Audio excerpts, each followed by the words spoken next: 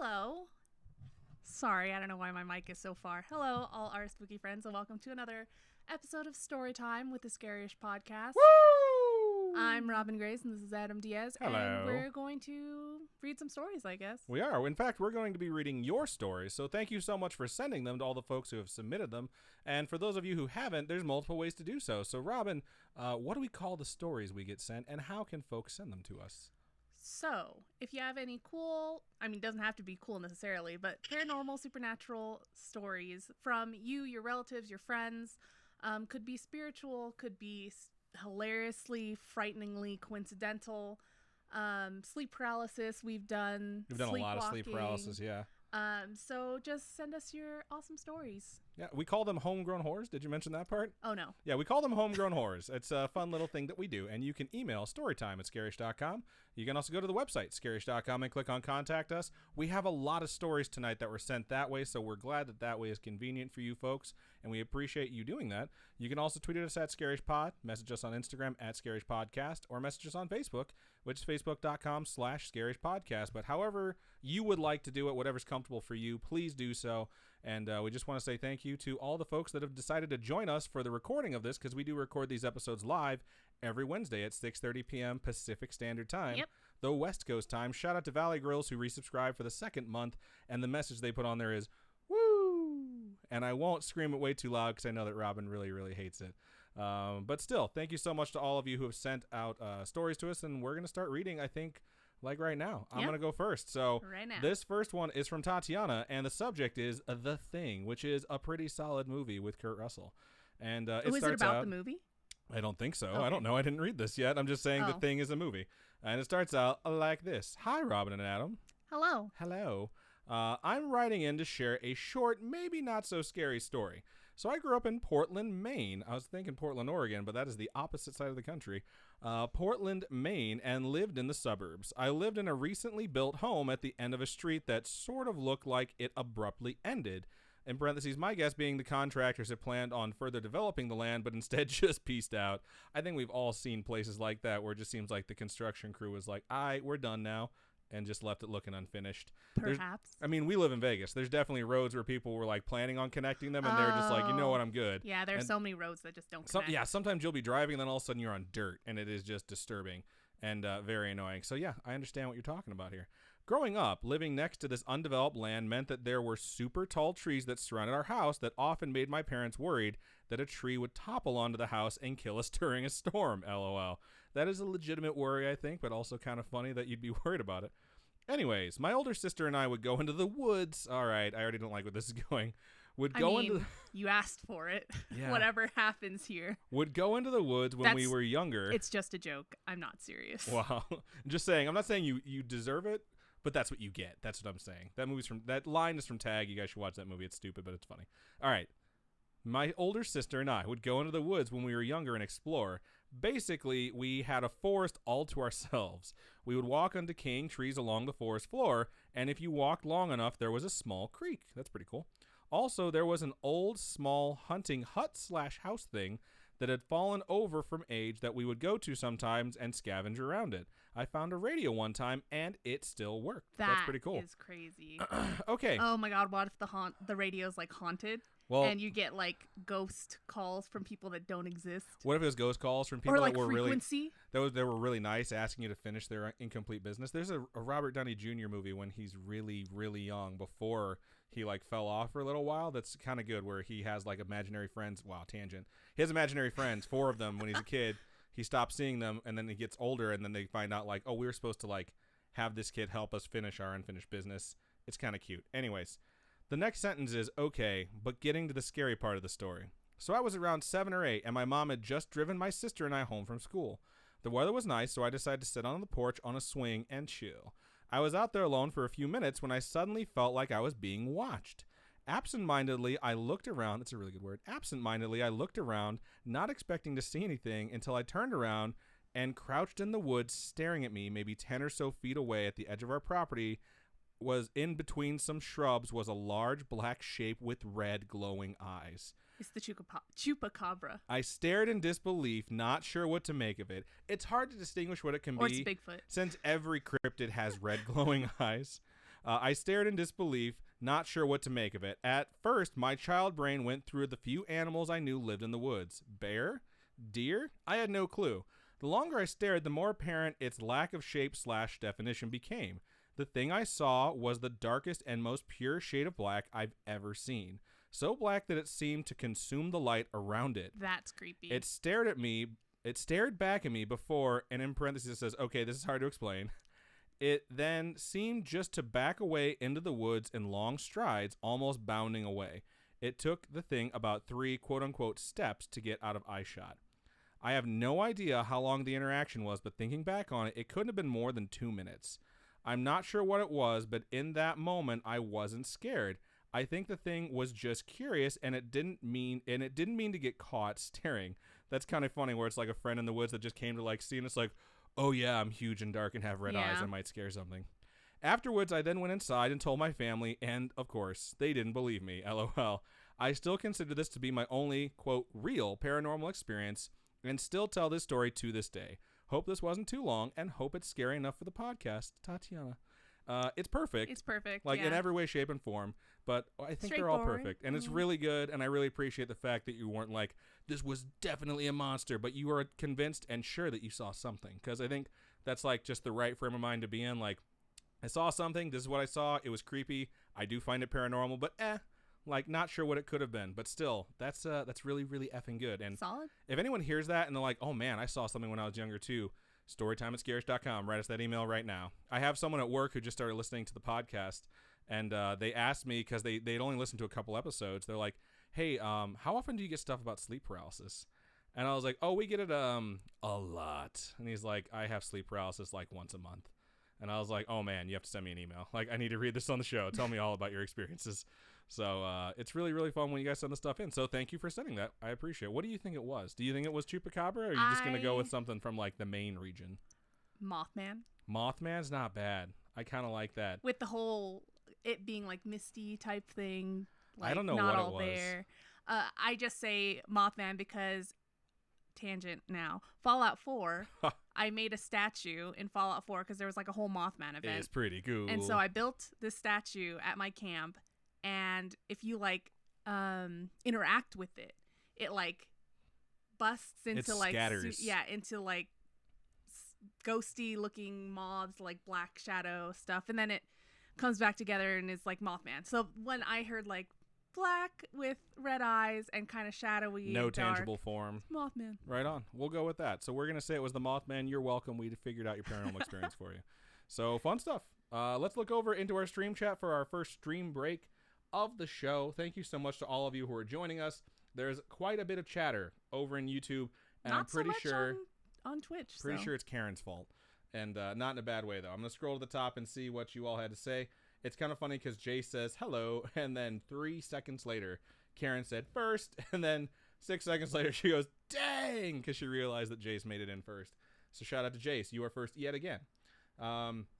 Thank you to everyone who joined us. I know Kat Beatrix stopped by and then said that they had to leave right after they stopped by. So thank you for popping in real quick. We always appreciate it when you pop in. Yeah. Just like, hey, I can't watch tonight, but I just want to say hi. That's actually kind of cool. This is why I think YouTube is popping off. Because Karen said, new question of the week. What is your greatest physical fear? I mean, like clowns, spiders, etc. So it sounds like it's your greatest phobia.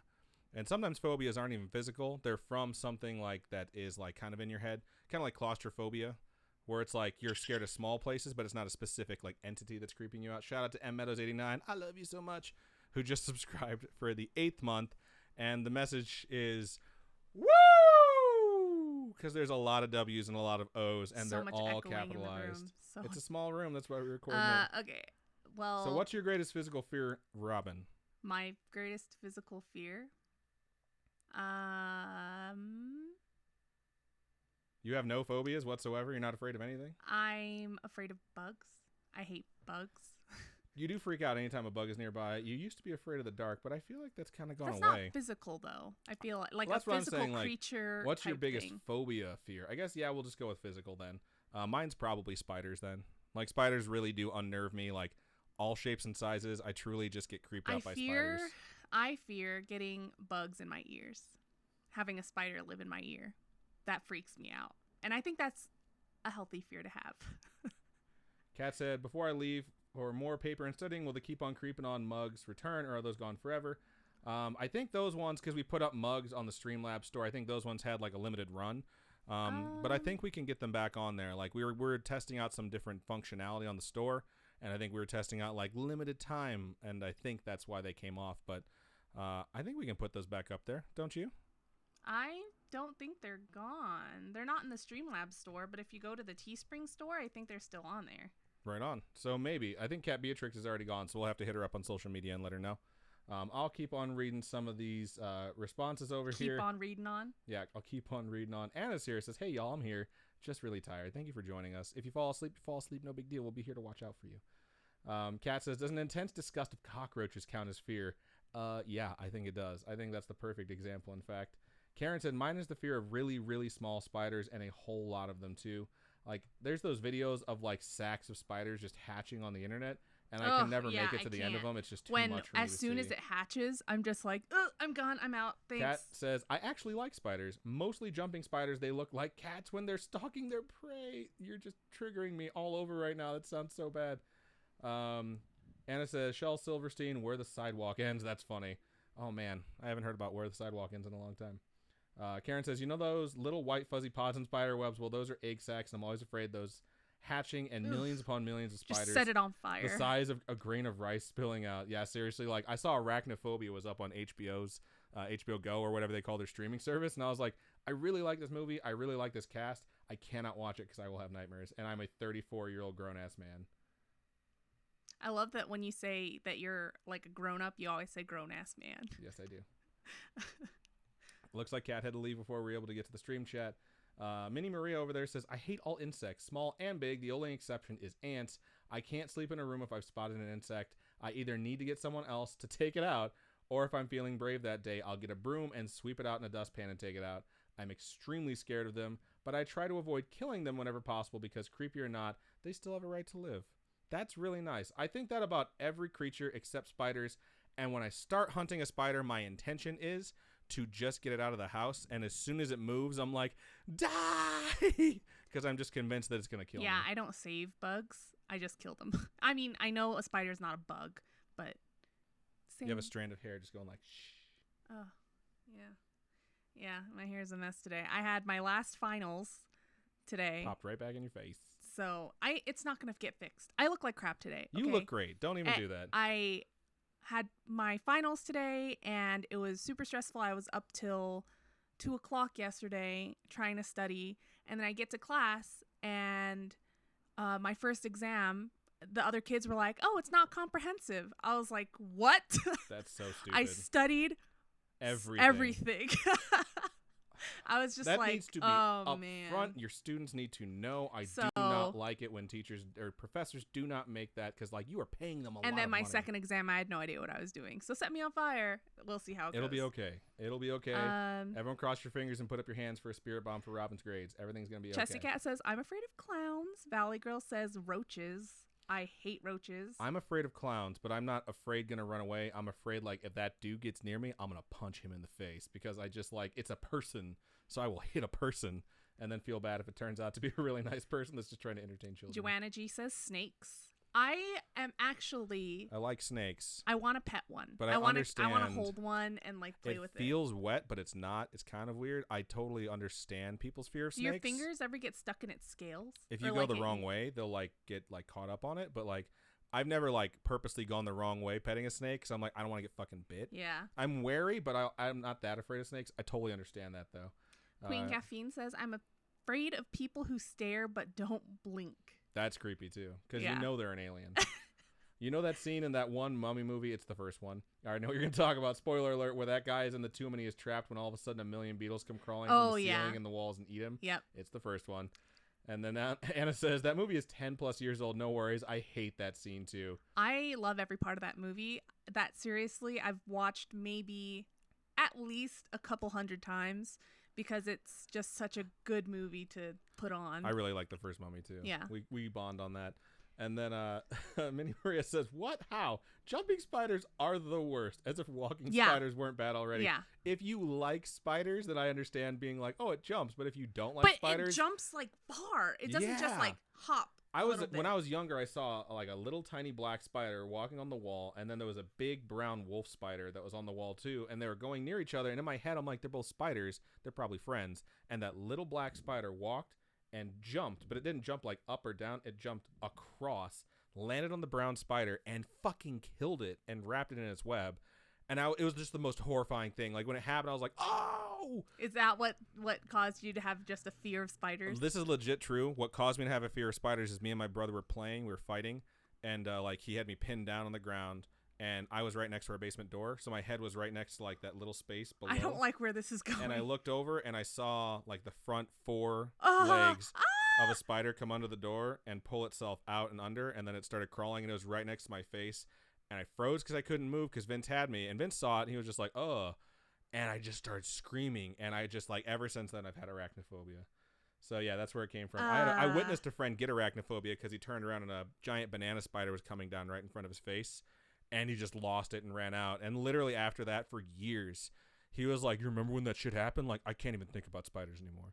So I've had arachnophobia spawned by something, and I've watched someone else's arachnophobia get spawned. Raisin Rebel says heights freak me out.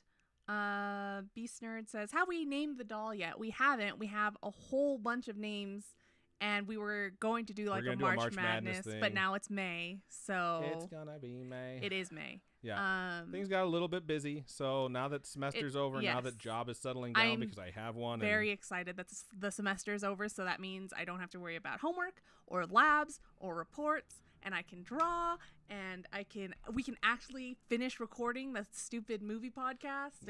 And on top of that, I think starting this weekend, we're going to have an Ask Me Anything for our patrons. We're just going to do it live and have it be a private viewing. So I'm kind of, for anyone that's a patron out there, not every week, but we're going to be able to have those now because we'll actually have some free time. So that's a good thing. And it says, from the region of Maine, the state, I've heard some creepy stories about things with red eyes in Maine. They are literally called, quote, the things we do not talk about, because it calls them if you do. Holy shit, that's amazing. I want to Google that and find out about it. Karen just says, excuse you, Adam? Not sure what I said, so my bad. Abe's Monster says, I have a terrible phobia of tornadoes. That's a legit fear to have. I've never been in one. I never want to be in one. The idea of being in a tornado freaks me out. I've watched Twister, which is my all-time favorite tornado movie. I mean, there's not a whole lot of tornado movies, to be real. Rory over there, Rory Monahan, says, can't do any type of spider. Spiders are a huge no-go, which I agree with. Yeah, no. Minnie Maria says, is there any amount of money that could get any of you to muster up the courage to be locked in a tight space with the subject of your fear for 30 minutes? Absolutely. There's lots of amounts of money that'll get me to be around spiders or clowns for 30 minutes. It just has to be the right amount, because I'm not going to do that shit for cheap, but still. Queen Caffeine says, don't even play, you hella cute girl.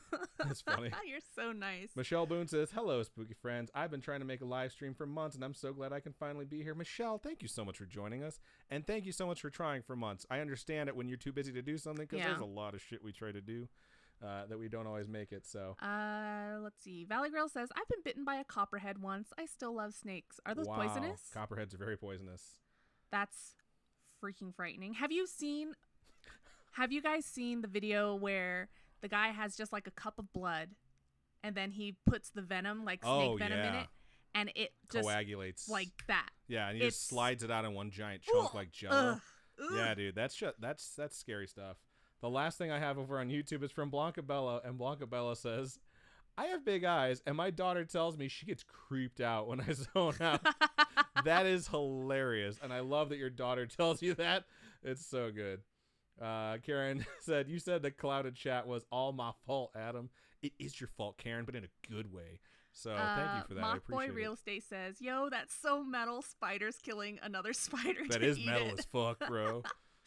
Oh, man. That's so fucking good. All right. I'm caught up over here. Are you caught up over there?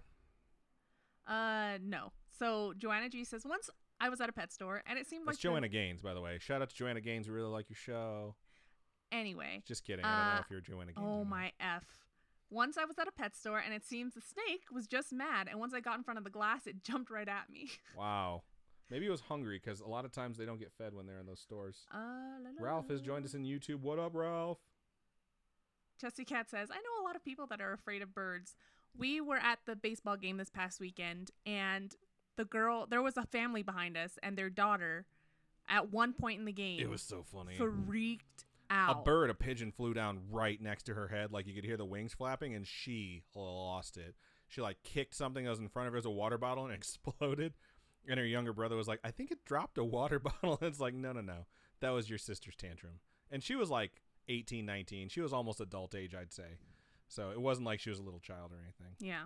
But right on. What else you got? Let's see. And that's it. Just bird talk. Right on. Quickly before I jump into mine, Gil6 says, I love bugs, and I'm the guy who will pick them up and chase you with them. Right on. That's really mean of you to do. Please don't do that to me with spiders. I will cry. So, before we move on into our next story, I want to point out that this week we received, and I guess not this week, but this week we'll be reading a very, very, very long email. It's the longest email we've ever gotten. So Robin and I decided that we're going to chop it in half down the middle. And split it. So she's going to start, and then I'm going to take over after that, and we'll go from there. So technically it'll be like we have 6 emails each. But we're going to go ahead and jump into that one, and Robin is going to lead out with that one, and go for it. All right. So this next email is titled, My Family is Haunted. Which is a really good way to start a really long email. It's, I hope it's really crazy, like, and then it chased this person, and this person moved away, but they were still haunted. As a side note, we'll find out. Robin was very nice for the show, and she made my coffee for me. Is it good? It is not great. It doesn't taste like coffee. Like, I know I take a lot of crap in my coffee, but I think you overdid it a little bit because I don't know what's in it, but I don't taste any coffee at all. It's cream and sugar. Is it just cream and sugar? Yeah. It's a lot of it, but thank you. I just wanted to point out that I really do appreciate you making that for me. Thank you for doing the jerk-off motion and flinging it in my face. All right. So this email goes, Hello, Adam and Robin. Hello. Hello. I recently started listening to your podcast and am in love. Aw, thank you. Thank you so much. You guys are the only thing that could keep me sane during traffic in Las Vegas. What? So you're in from Las Vegas, you say? And make chores fun. After going through most of the serial murder podcast, I decided to change it a bit. That's where I found you guys. It took me over a month to write the story because honestly, I was one of the most... it was one... Do you need your glasses? We will break for glasses if we need to. No. It took me over a month to write this story because honestly, it was one of the most haunting things in my childhood. And in the meanwhile, I visited family and asked them about what they remember. That's some dedication right there. That is there. dedication. That's also a very good idea, you guys. Ask your family. Yeah. And friends. Them too. I'm sure they have stories. I hope you guys enjoy. My stories are seriously so long, it could probably be a whole episode. Here are 5+ stories from most of my family. I went back home recently and asked for more. You may be reading this while I am in the Navy. I'm due for boot camp soon. Wow. Thank you for your service. Thank you, yeah. I will hopefully hear my story after the hell months are over.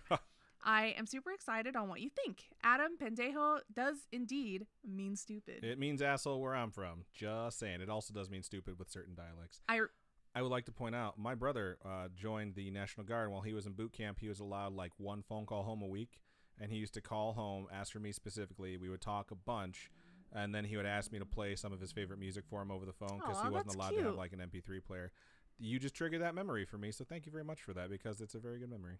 I recently listened to your Christmas episode where you fight with Google Translate trying to find out what Krampus means. That's funny. I mentioned my nieces and nephews. I have 9. I did not name them for privacy reasons. Cool. We respect that. I hope I was supposed to read that. I think it's fine. Okay. The first story is called The Voice in the Hallway. These stories are going to be intense. They're titled and everything.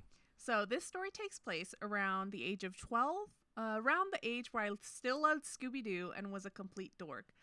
I'm turning 30 this year, and I still love Scooby-Doo. I'll sing the whole fucking Scooby-Doo song now. Yeah, but you don't even know songs that my sister and I sing. Like Zaboomafoo? No, Who knows that? From Scooby-Doo. Oh, yeah, I don't know your Scooby-Doo. You're talking about the movies. I'm talking about the cartoons, man. Like, I'm a purist. You watch Buffy the show, I watch Buffy the movie. Do you know the songs for the opening for the cartoon 13 Ghosts, Scooby-Doo and 13 Ghosts or whatever? Well, no, I don't. I just know the show. That is the show. It's like the movie version of the show. Just read this email. Anyway, I have always been a morning person, even at the age of 12. You're better than me because I cannot wake up to save my life. I had 3 other siblings and a cousin that stayed with us in a 4-bedroom home, so that's 7 of us. Wow. It's a lot in a house. We were poor. My parents had migrated from Mexico and both worked long hours, so they were hardly ever home, and we all shared bedrooms until everyone moved out. Hold on. I woke up and had been listening to my parents get ready to leave for the day when I finally got up and went straight into my parents' bedroom. The room was tucked in to the very corner of the home with a bathroom inside. Well, you had your own bathroom. It's kind of fancy. That's kind of nice, yeah. It had a large closet and a decent-sized window. I snuck into my parents' room in the darkness. I always had the habit of leaving the lights off in the hallway as I snuck into their room. You're no Tom Bodett. He'll leave the light on for you. Oh, my goodness. Pretty proud of that joke, I'm not going to lie. Mostly so my siblings would not wake up because as soon as they detected movement, they would wake up and all hell would break loose. That's funny. I walked into my parents' room. The bathroom light was on, as it usually was. I went in and used the bathroom. My mom would leave the light on for me. Oh my gosh. You see, I knew it was going to show up. My mom would leave the light on for me because she knew that I would go in there to get ready since my dresser was still in there. My sister's room was a little crammed due to my cousin and sister taking up most of the space. Tends to be what happens with siblings, I think. I get out of the bathroom and put on my uniform for school. That's kind of cool. I kind of miss school uniforms. Really? Yeah. That's why I think I kind of was happy that I was going to be going to a place that had like specific types of clothes you could wear, because it limited the options, so I wouldn't wake up and just stare at my closet like, what the F am I going to wear today? I don't know if that makes any sense. No, it does. Okay, cool. I stood in front of my mom's piece of furniture located next to just a few feet away from the hallway. It had double doors with mirrors on them at the top half and drawers at the bottom half. So like an armoire. Is that what they're called? That's what it sounds like, yeah. Yeah. A wardrobe, perhaps? I bet there's a lion and a witch behind there. I was wondering if you were going to take the joke or if I was going to have to do it. I remember tucking in my shirt for a while, trying to make it absolutely perfect. This was me every morning, and still me now. Military makes sense. That does make sense. Straight gig line, bro. Straight gig line. It's your buttons have to match your belt. It has to match your fly. That's your gig line. Okay. I don't know if that's what they still call it. Giggity goo. I hate you so much. As I look at myself, I hear my name being called in a whisper very lightly from the dark hallway. Lucy. Wait, is it Lucy? There's an H in there. Yeah, I'm going to say Lucy. It emphasized every character in my name, and I stared into the dark hallway in confusion. I had never experienced anything this scary before. I was wondering where in the hell my brother was hiding in order to pull off this trick. I hear my name being whispered again, just a little louder than the last. I look at the hallway and yell at my brother, Ricky, you're not scaring me. Kicking the door shut in a hard slam. Stupid Ricky. Anyone who's ever yelled at their sibling, you're not scaring me, was getting scared by their sibling. Just saying. I think, kicked the door shut, said, stupid Ricky. I think to myself in anger. My brother was always playing pranks on me. I sighed in relief after the door was shut, knowing surely he was not in the room. There was no way, so I continued to tuck in my shirt to perfection. I hear my name being whispered again, but even closer. Almost as if it was right next to me, clearly not on the other side of the door. It was taunting me. I couldn't define the gender or if it was old or younger. It was simply whispering. I turned, looked at the door, and my mouth opened. My blood began to boil. My face was hot. My heart dropped to my stomach and began to beat faster than ever. I stared at the door and cocked my head, realizing I just yelled at something that was not my brother, and yelled out it was not scaring me. I felt its presence. I could not see it, but it was there. It felt as though it was getting closer to me. Unable to see it, I knew something was there. This is pretty well written. Just saying. Frozen, I stared at the door for probably a few minutes, waiting for something to appear. Then I hear Lucy yelled again. Yet again. I yelled it. So I hear Lucy yet again. Tears started dripping from my face. Surely I thought I was going to die right there. I swallowed hard and gathered the strength to slowly step away from the door. away from the thing I couldn't see, and sit on the corner of my parents' bed, stared at the door, and as the whispers grew louder and creeped up to my ears, I slowly stepped to the corner of the bed, with tears still running down my face. In my mind, I imagined an invisible demon or something that wasn't of this world but was invisible. I saw nothing out of the ordinary, sure that this was literally the way I was going to die from an entity calling my name that I could not see, ready to attack me. I sat on the corner of the bed, eventually lifting my legs, smart move, and putting them on the bed, and slowly scooted back to the headboard. I reached behind me and grabbed my mom's radio sitting behind me.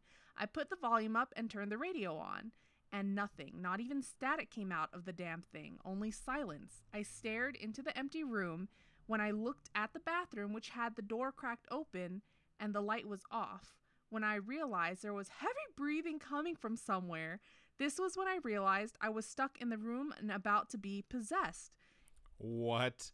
Get the fuck out of here. It breathed what I would have imagined to be a lion or a giant animal would breathe like. You said lion or a witch, so I'm just saying, like, you kind of predicted that. Ready to jump, almost growling, when all of a sudden I hear my brother's door creak open, when flight or fight mode kicked in and I flew. I had 2 seconds to get to him before he walked into the bathroom, so I darted at him faster than the thing could whisper my name again. In tears, I asked, "Ricky, were you calling my name? Tell me you were calling my name."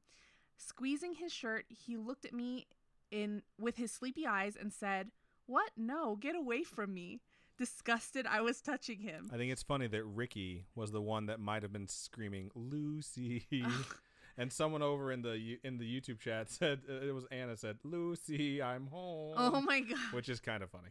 And slowly pushed me away from him, as an older brother in his teens would do, especially at 5:30 a.m. As he slowly shut the door to the bathroom, I knew I did not want to be in the hallway where that thing had initially been calling my name. So I ran as fast as a cat, jumped in, which is pretty fast. Our cat runs like she darts around the house so fast. Jumped into my sister and cousin's bed, yelling my sister's name and shaking her awake.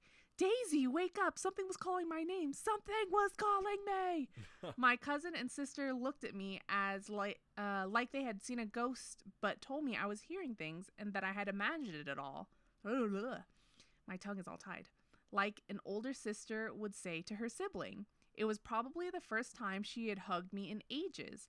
I remember my cousin and sister had this look on their face that I will never forget. My sister told me to go to school, which I did, but I never forgot what happened. This was only the beginning of the hauntings, as later I learned most of my sisters had played with witchcraft or played the Ouija board in our house or friends' houses. There's the witch. This story should have been called The Lion, the Witch, and the Wardrobe. Oh Just God. saying. I had always been a good girl, of course, until I became a teenager, but I said fuck this house and moved out at 19 with my sister, who's evil. Wow, that's hilarious. And mean. Which sister? Hopefully it wasn't the one that was super nice to you just now. This next story is called My Sister is Evil, in parentheses, not kidding. Wow. That's, okay, so let's get into it then. Carmen was the oldest of all of us, and since we were younger, stayed away from her. She has always been a Sour Patch Kid. So sour and then sweet, or just sour with no remorse. That's funny. Until recently, I have decided she's just evil. I love my sister still, with all her evilness. My family is all sorts of fucked up. She puts the icing on top.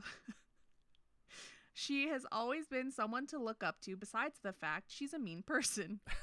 She has a mean doesn't always necessarily mean bad person, just saying. She has a career, a house, a paid-off car, graduated from college. I always looked up to her growing up. Besides her evilness. First off, my sister was evil since we were little. It's just so funny.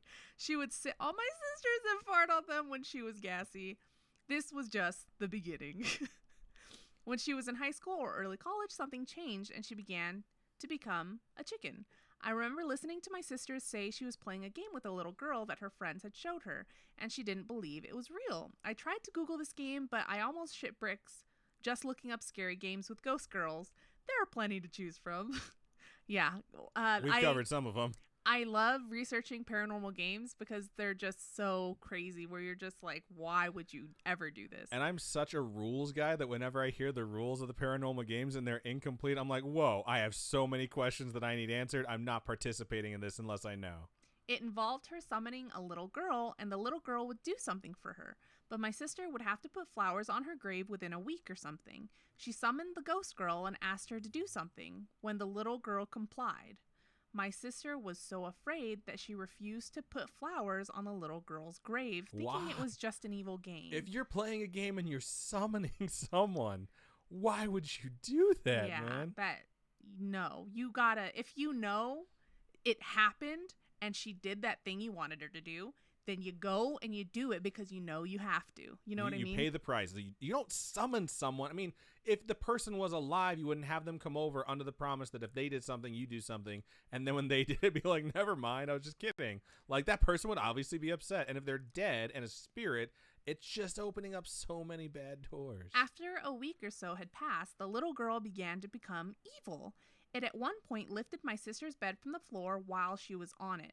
My mom jumped onto the bed with her, and they held each other until it stopped. My sister continued to hear stuff, but eventually started sleeping with the fan to tune the sounds out. When I was 19... Hashtag team fan. Wow. Yeah, I'm going to work that in wherever I can. When I was 19, I moved out with her, but sometimes I wonder if she's such a bitch because of the little girl that haunts her. I recently stayed at her house, which she's had for about 2 years. My boyfriend usually comes with me because she's less mean in front of strangers, but this time I made the trip alone. When I turned off the light, the room was darker than I remember, and I could feel something staring at me. When I woke up in the middle of the night, I woke up in a sweat and my heart beating fast. I'd not had a nightmare and had remembered my dream about a dog. I heard thuds all night and even walking in the hallway. When I explained this to my sister, her whole attitude towards me changed and went from nice to evil again. Maybe because she was upset I told her I heard noises and thought I was trying to scare her. I told my niece, who's 15, about it, and she told me she was terrified of the same room as well and had heard and felt the same thing too.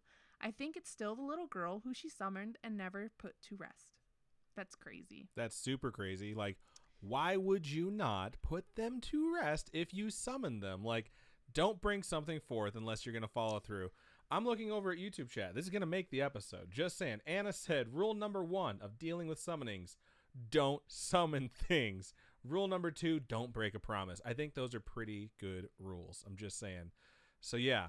Before we move on to the next half of that email, I'm going to go ahead and say, you know what's creepy? The Winchester Mystery House. And on June 9th at 12 p.m., which is noon, we're going to be there taking the tour. So we would like you to join us. Go over to winchestermysteryhouse.com and get your tickets. It's the regular tour. I think it's $39 on the dot, maybe with some fees or whatever tossed in. So please go do that. And for those of you who may want to know, the Keep On Creepin' On mug is over there at Teespring. Robin has located it. We had a question about that during the live episode, and we have a bunch of merch at all of our stores. You can go check them out. We would appreciate that. And yeah, I'm just going to toss that out there. Also, before we move on to the second half of this email, let's look into our stream chat and see what you folks had to say. I saw Ralph say, oof, I feel bad because I'm texting my friends while listening to this, and I'm already lost. Sideways smile. Well, Ralph, stop texting your fucking friends, bro. Like, we're your friends too. Why are you doing that to us? We need to go out to lunch or something soon. Like, seriously, like revolving sushi. And we got to bring, holy shit, I'm spacing on her name.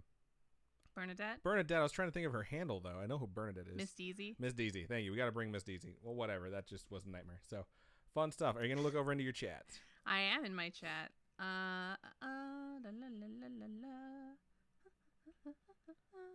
Sorry, I'm still scrolling through. Akbar says, dude, I talk so that you can get to your chat, and then I ask you, like, you're going to do it? You're like, dang it. And then you do your humming thing. Queen Caffeine asks if anyone's gotten the spooky blanket yet, and no one's gotten a blanket yet. So we put up a blanket, but no takers. So maybe we should just get one and, like, use it. I want the spooky mug for sure because I want to, like, drink from it when we do the shows, but we'll see. It looks like Akbar says that they've joined us. Thank you, Joe. Thank you so much for joining us. Appreciate you. What else do we got on here? When Akbar joined us, he said, "What's up, bastards? I just failed, but at least I made it." Let's hope you didn't fail. You always think it's gonna be worse than it is. So, yeah, I'm not trying to be mean about the coffee. She just thinks that I take nothing but cream and sugar, and I just wanted to point out that whatever the concoction was that she made, It's just cream and sugar. it's really fucking gross. So. It's 2 scoops of sugar, those tiny little scoops of sugar, and cream. And then it's too much cream. So we've identified the issue. It's way too much cream. So, right on. Don't hit me, please. She just stares at the camera because she hates me. What else do we have? Akbar says, one last failed exam tomorrow. Don't go into it thinking like that. Think that you're going to do well, and you will do well. Fingers crossed. Minnie Maria says, I wish I didn't fear something that's practically inescapable. No matter where you go, you're bound to find an insect. So I actually envy people who fear things that aren't commonly found. Scary, like tomatoes or balloons, because you can easily avoid encounters with these things since you aren't likely to find them in the wild. Tomatoes, not so much, but yeah, I totally agree with you on that. Because if you go to the grocery store, just to someone's garden, unless you go to some place like Disneyland and everyone has a fucking balloons balloon. everywhere. That's true. Let's see. Jaxie Babe says, I just got an email for the new Badge of Honor box. Yes, I've just mailed all the Badge of Honor stuff out. This batch is just the new stickers that we got in. So I haven't designed anything new yet for next month's like shipment of goods. So this is just the new sticker we got in. Next month I also got the stickers for that in the mail as well. So I have that. I just have to make all the little buttons, and then I'll pack those up and send those out to all of our Badge of Honor patrons and above next month. Yeah. Good stuff. Ralph said, or is it in a month after that? Crap. Ralph says, LOL, Sunday, let's do it. As long as it's before Game of Thrones finale, I am down like a clown, Charlie Brown. Michelle says, I never noticed how much sass embodies Robin. I love it.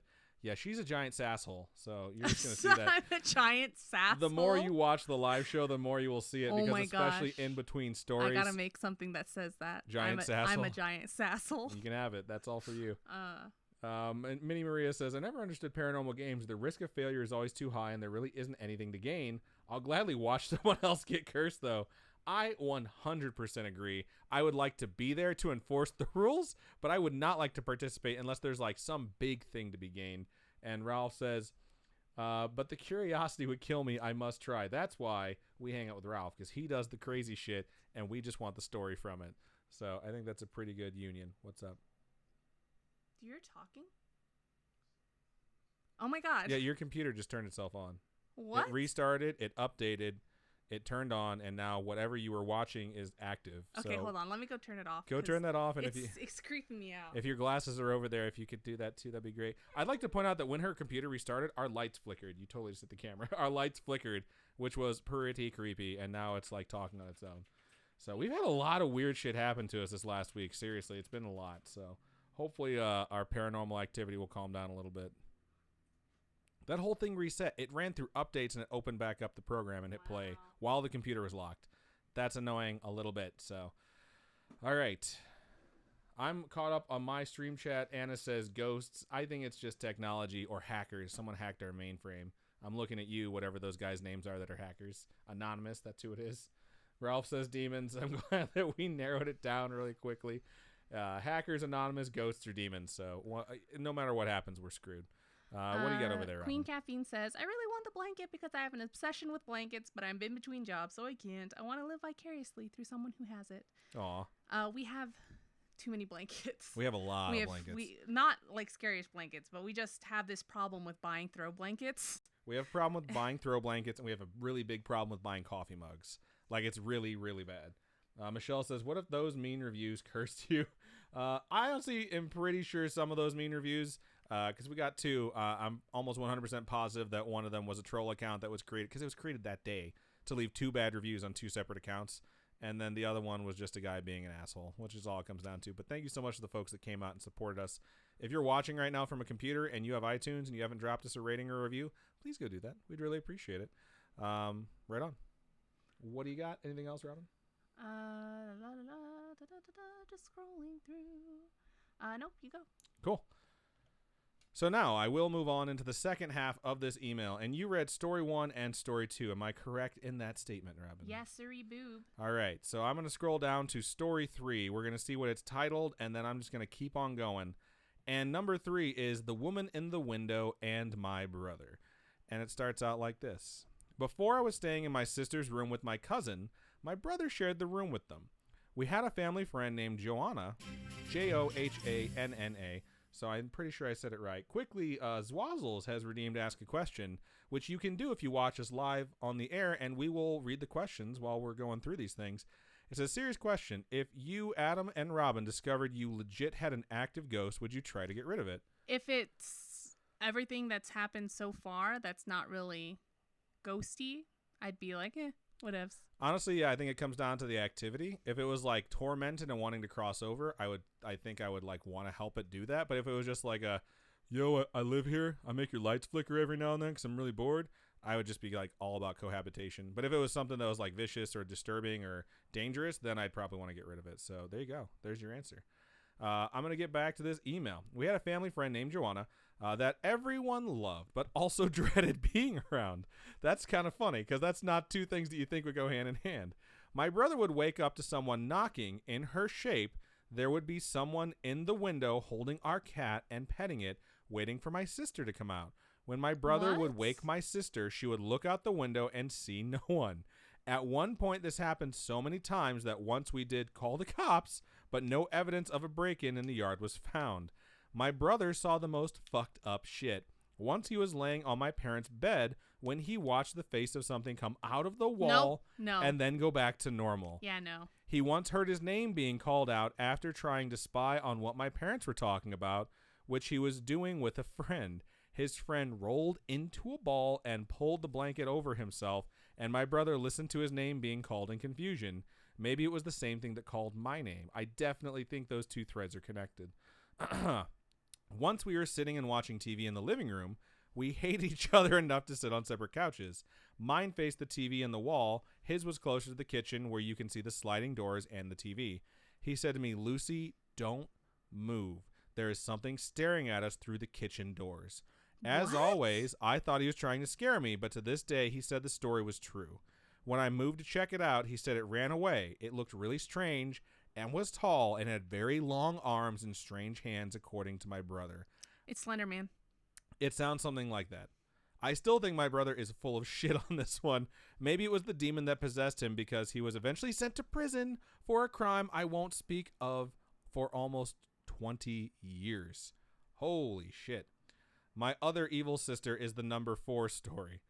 It says, my other sister is also a little evil. When she was younger, she did meth in one of the rooms in the house, which I blamed for years for all the hallucinations we saw. Wow. Later, I realized the timeline doesn't add up, and I don't think meth kind of hangs out and gives hallucinations to other people after the fact, or else there wouldn't really be a return market for it.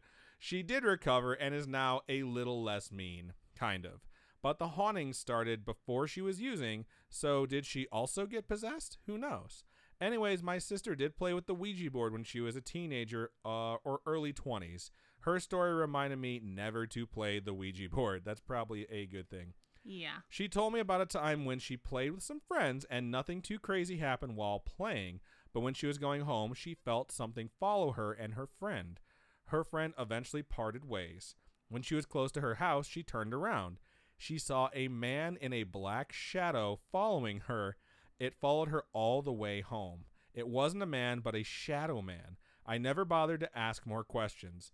I live in Vegas, and I brought her and her kids back with me when I went to visit my family for the last time before I left for boot camp. Before I leave for boot camp, I was supposed to come home, but my nephews convinced me to stay with them in their 2-bedroom hotel at the Stratosphere Hotel. It was their first time there. My niece and nephews are obsessed with everything scary. They now live in the house we lived in when we were kids. What? Oh, those poor kids. Does stuff still happen? Probably if they're obsessed with everything scary. My niece suggested we watch scary stuff, so I pulled up Instagram thinking it wouldn't be scary and simply searched #scary. Oh my gosh. I was wrong. Really? I saw a bunch of fucked up shit for about 2 minutes before I decided this was not a good idea. To make it up to her, which is funny because when we do our hashtags, I always do #scary-ish. I don't think I ever use #scary. I don't do #scary. That's funny. Because I do like scary-ish and then I do like comedy because we're not a scary podcast. We're not a horror podcast for sure. Sometimes I do stuff that is really scary, but it's mainly because I'm trying to freak out Robin to elicit that reaction because that stuff's funny. All right, gonna keep going. To make it up to her, we watched cat and puppy videos before bed. My niece passed out and so did everyone. As I started to drift off, I heard scratching on the bedpost. When I rose to wake up, I heard it again. I listened for the third scratch but only snoring came from my nephews on the other side of the room, so I kind of passed out. At about 3 a.m., someone called the room. Nope, no. My sister answered. They told her that we had requested a cleaning and that they had been knocking for a while. She explained to them we didn't need room service, and we went back to bed. When she went into the bathroom, she heard me talking to someone in a whisper in my sleep. No. I remember being slightly awake at this time, waiting for her to come back to bed. I don't know who she heard whispering to me, but it was not me, because I clearly remember being awake, waiting for her return. That is super creepy, not going to the stratosphere. Yeah, no. Moving on to the fifth story. Mom's gnomes and knocking on the walls. My mom made me sleep in my parents' bed till I was about 10 years old. In parentheses, I did not have a choice. I remember waking up to things jumping on the bed that I could not see, but I would never be afraid because my parents were right next to me. I remember I once woke up. How do they not wake up? That's a really good question right there. They're probably too tired from being adults and having a bunch of kids. Well, yeah. Plus, I feel like kids do experience things more than adults do. Yeah, and they did explicitly state that their parents were like really hardworking and working late hours. So they are probably just too exhausted to even experience a haunting. Like your dad? Yeah, just like my dad. Like, tornado, huh? Let me die. Otherwise, I have to wake up and go to work, so get the hell out of my room. All right. Getting back to the email. Jeebus. I remember waking up to things jumping on the bed, parents right next to you. I remember I once woke up and there was something underneath the cover the size of a rat jumping closer to me. Nope, no. When it reached my legs, I screamed and pulled the covers off, but there was nothing there. It was a spider. In this time, my mom hates you. My mom would feel what she calls gnomes in Spanish, duendes. I don't think I'm saying that right. Jumping on the bed. She said there was a witch that put a curse on our family. Shut the front door. And that is why we would see stuff. But I never believed her until I saw a giant owl watching me one night while running at the park and thought maybe my mom was onto something. Yeah, it might have been. Holy shit. I went to visit her recently and I took her to Monday chemo appointments. Oh, that's so sad. I told her I had been hearing things at my sister's house and was unable to sleep the previous nights. As she started to pass out, she told me about the time she stopped buying used things. She loved to go to thrift stores, but she had bought a pair of angels a few years back and they had caused her trouble. She told me she had them next to the window when she noticed the curtain would be open after closing them. After going to close them, she would again see them open again, and after some time, they started to sway as if there were things moving them from underneath where she had placed the angels. She eventually did get scared and placed them in the trash where she accidentally broke them and never saw anything move again. I don't think I would accidentally break these things while placing them in the trash. I think I would purposely break these things while putting them in the trash. No thanks. When my dad kicked me off the bed and onto the floor, I would hear scratching in the closet. I would crawl to my mom in the middle of the night and tell her something was in the closet when she would say, quote, "It's just the cat, Mija, go to sleep." But the cat would never come out of the closet, although it would make me feel better. When I got older, I would hear knocking on the walls all the time, thinking it was my dad, in parentheses. This is what he would do from all the rooms if he needed something. That's such a dad thing to do, just knock on the rooms like, someone come help me. I would go to him and ask him for what he needed. Easily angered if it wasn't him, he would yell and say he wasn't knocking. P.S. I remember going to a graveyard at night as a teenager in El Paso with my cousins and taking pictures. P.S. Don't do it. You will see things creepy as shit and will burn all the photos and your camera in fear. Jeebus. I hope those are enough stories to hear in here for you guys. I hope it wasn't too long and look forward to them being shared. It was long, but not too long. If it is way too long, we'll just make it not long. That's what I'm saying. Like, this was a really long email. We chopped it in half. If you send a longer email, we'll chop it into thirds. Like, we want you to share your stories with us, and we appreciate every single one of them. And some of those are really, really, really effing creepy. So thank you so much for sharing those. And I know a lot of times people are reserved because they kind of don't want to air out their family's dirty laundry. But like changing all the names and stuff like that, you know? Yeah, and on top of that, I think it's really funny that like some people are afraid to air out their family's dirty laundry, and some people are like, my sister's a bitch. My sister's evil, like she's a bitch. Like that just tickles my funny bone because I love that sort of honesty with it, because it's like if you can be honest about your family that way, it lends a credibility to whatever you're going to tell me next. So thank you so much for sharing that with us. We definitely really, really appreciated it. All right, so let's look over in Stream Chat and see what you folks had to say about the second half of this email. So there's lots of talk about the blanket.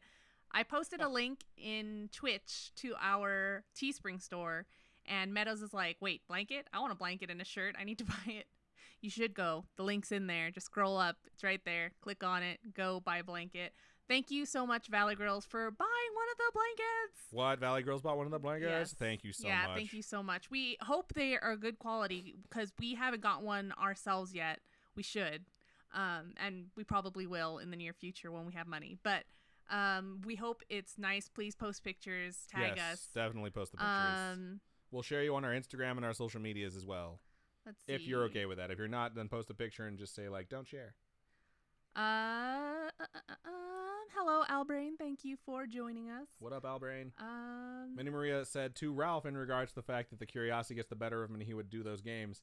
But you might die, though. You might not survive to find out the truth or tell the tale, even if you somehow do. That's a very good point. Like, death is not worth it.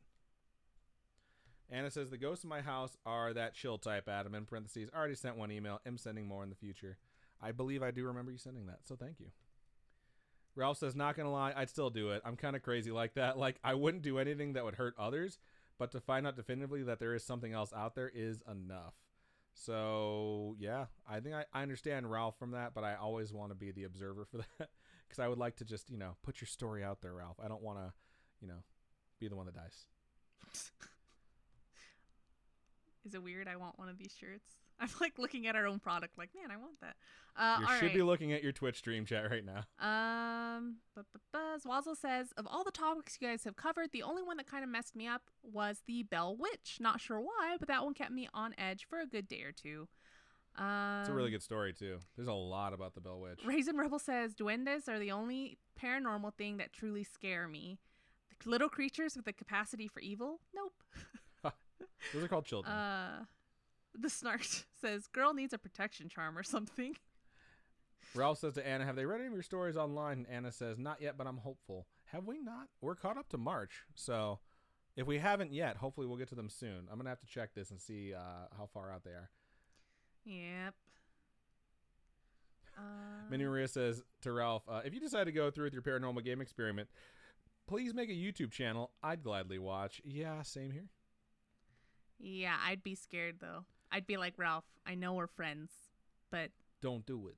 Don't do it. Keep the evil stuff away. Anna says, first reaction to these stories, fuck that.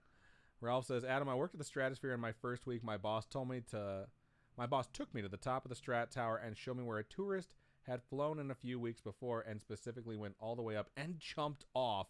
It's kind of a normal thing to happen there, so maybe it may be a very haunted place. That's fucked. Yeah, that sounds like a place to be very haunted. This is like the site of multiple suicides. That's super creepy. I mean, I feel like when it comes to buildings like that are just tall, people just look at it as a place to jump off. Right. Yeah.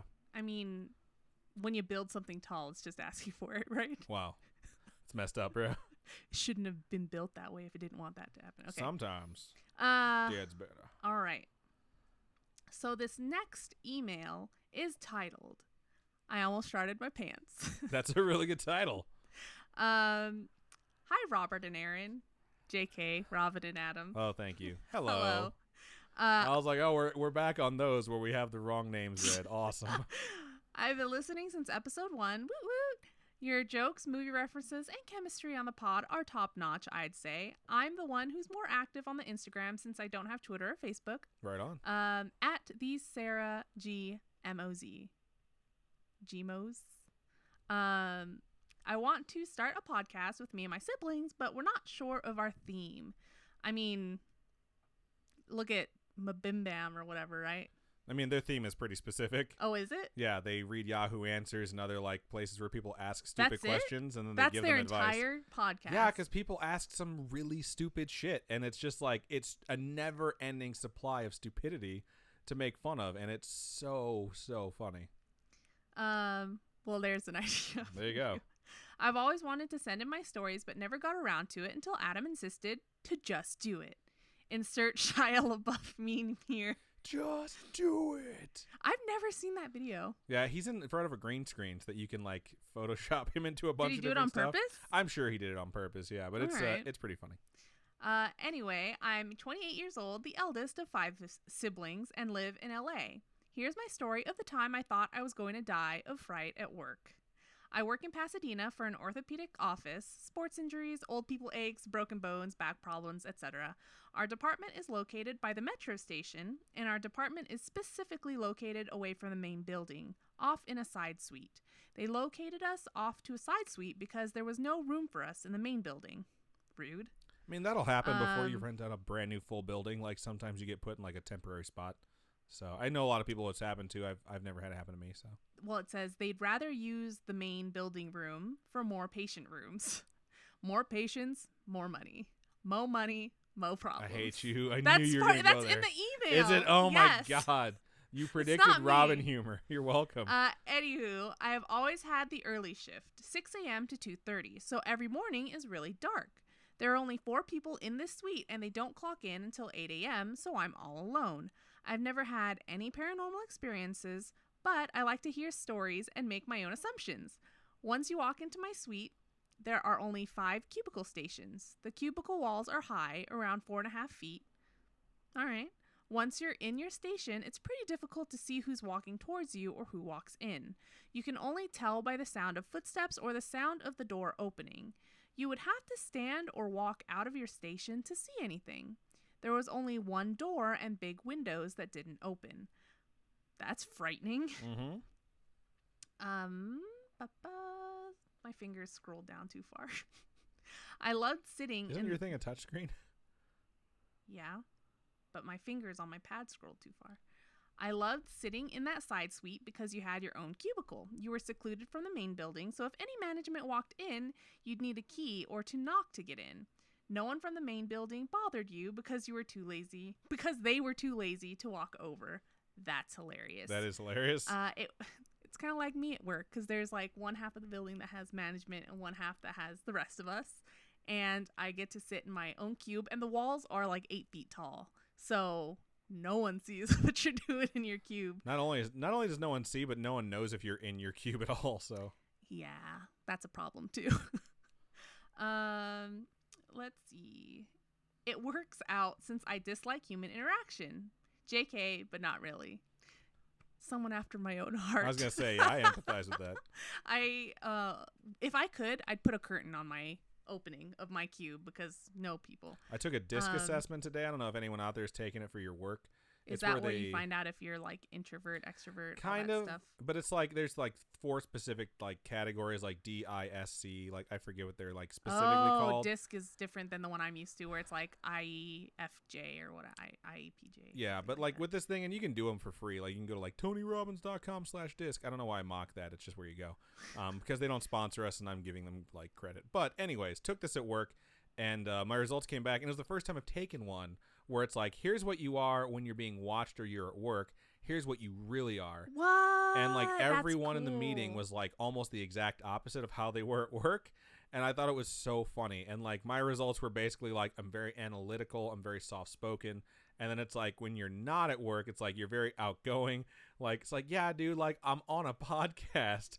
It's like, I'm not analytical. I just don't feel like I need to keep my mouth shut because I don't want to talk to another human being. And starting another social interaction will drive me insane. I think I'm the same at work as I am at in my real life. I don't like to interact too much. There's the people that I like, and I'll go and I'll talk to them and I'll hang out in the cube for longer than I should. But when I'm out too, it's the same thing. It's like the people that I like, when we hang out and we play board games and we do all this stuff. But then I like to hang out by myself sometimes too. Yeah. When I'm at work and I just have a lot of tasks to do, I'm like, it's like when people ask us like, hey, do you guys play video games? It's like, yes, we love video games. And like, we should play. I'm always like, we absolutely should. And then what happens? We never play anything because we have so much stuff to do, and Robin plays by herself. But it's just like we have so much stuff to do, and that's how I am at work. Like if I have stuff to do, I'm like, it's not that I dislike anyone. It's just that like I prefer to get my work done over human interaction. It's just how I am. I was playing Overwatch recently, and they have the like free for all where it's you go into, it's like a battle royale thing. Everyone kills everyone else, and my sister likes to play, so she's like, well, do you want to play Overwatch together? I'm like, yeah, but I want to play the battle royale mode so that I can just kill other people, because you can't play that mode when you're in a party with someone else. Because you're killing each other. Because you're killing each other. So I'm just like, yeah, let's play together, but not together. Like, let's be in the same party so we can talk, but we're not going to be in the same game because I want to kill. Anyway, back to the story and the description of her office. So, people too lazy to walk over, which is good. And most importantly, you were next to a Starbucks. So shout out to caffeine. That's what the email says. That's funny. I had 2 coffees today. This is my 3rd coffee. I'm on my 2nd, so I'm not nearly on your level, but I'm pretty close. Get on my level. So it was dark every morning. There was also a lot of homeless people in the area because a shelter was a block away, and it's the metro station. We did share a side bathroom with the sheriffs, so this was kind of comforting in the sense that law enforcement was always there to patrol the area. There was always sketchy drug deals between the homeless people that would hang around the area. We and the sheriffs only had the keys, so it wasn't open to the public, but let me tell you, it might as well have been because those sheriffs always left the restrooms so damn dirty. They got people to bust, I guess. They're like, they can't wipe their ass or flush the toilet. That's gross. Yeah, nasty. Wash your hands, you get typhoid. Yeah, that's how typhoid spreads. There are so many stories I can share just on what I saw from the homeless people that were obviously on something. For example, some black dude pulled his, oh my God. Some dude pulled his dong out and was showing the people walking by. A homeless lady had a big pet rat that she carried around. #gross. Okay. Well, some pet rats are cute. Okay, back to my story. I mean, all pet rats are cute, but like wild rats are the ones you got to be scared of. Anyway. Because they have the plague. And typhoid. No, they don't. Animals don't carry typhoid. Back to my story. Every evening, shit. Oh my God, dude. Every morning, I would clock in, settle in, and start working. Sometimes I would listen to my playlist or listen to you guys, but honestly, I can't listen to you guys alone because I start getting paranoid and catch myself looking over my shoulder and shit. When I was alone for the first 2 hours of my shift, I'd randomly hear shuffling of papers or faint clicks of the keyboard as if someone were typing, even a slight roll of an office chair. I'm initially an atom, aka a skeptic, and try to rationalize. Well, thank you. I would always write it off as outside noise or building noises in order to not freak out. This one particular day, I came in, turned on one office light, and went to my station. Half asleep, I start to power on my computer and open the programs. All of a sudden, I hear the rolling noise start to make its way from the farthest end of the room down towards me. I just imagine someone just rolling the chair super fast. I'd freak out, dude. It sounded like someone was sitting on one of the office chairs, and the chair was rolling towards my station. Please note, I sat at the opposite end from where the rolling noise was coming from. My heart froze in fear, and I thought, that's it, I'm dying here at work. As the noise rolled closer and closer, I don't know what I was thinking, but I peeked my head out of my cubicle to see what was about to kill me. I saw nothing, but still heard the noise get louder and louder. Then the noise passed me and sounded like it was rolling past my cubicle. I then realized that it was someone walking outside rolling something very close to my windows and door. That's so funny. I run to the window and peek out, and sure enough, it was a freaking dude with a big loud-ass roller luggage. I like how you not only triggered, but you triggered into like, this is how I die, and it's just some dude outside pulling his bag. We are located right next to the metro loading station, so we get all kinds of people every day. I felt like such a paranoid dumbass. I had to check my scrub pants to see if I'd sharted in them. I was so scared. Initially, I froze in fear and then was even more scared when I didn't see anything but heard the rolling noise grow louder and louder. The mind is a powerful thing, my dudes. I hope you guys enjoyed my not so paranormal experience, but definitely a funny experience. Please keep on creeping on, and gotta share another story from my coworker who actually experienced something in that room that was hella creepy. I just want to ask him for details. Also, my grandma has this one paranormal experience that she had as a little girl in Mexico, but I need to ask her details as well, so I can do the story justice. Sorry if I went into too much detail, and thanks for making me forever paranoid. Love you guys. Peace and love, Sarah G. Thank you for sending that in. That's really, really good. Thank you so much. I love the funny ones. Yeah, where it's like, just this is what I thought it was, and then this is what it actually was. But it's so human to experience something like that. If it were me on some Fridays at work, everyone else leaves at 3:30, and I'm still there till 4:30. So the office is absolutely empty, and every little tiny noise echoes through the building. And so you're like, who else is here? Because in the area that I'm in, it's just me when everyone leaves.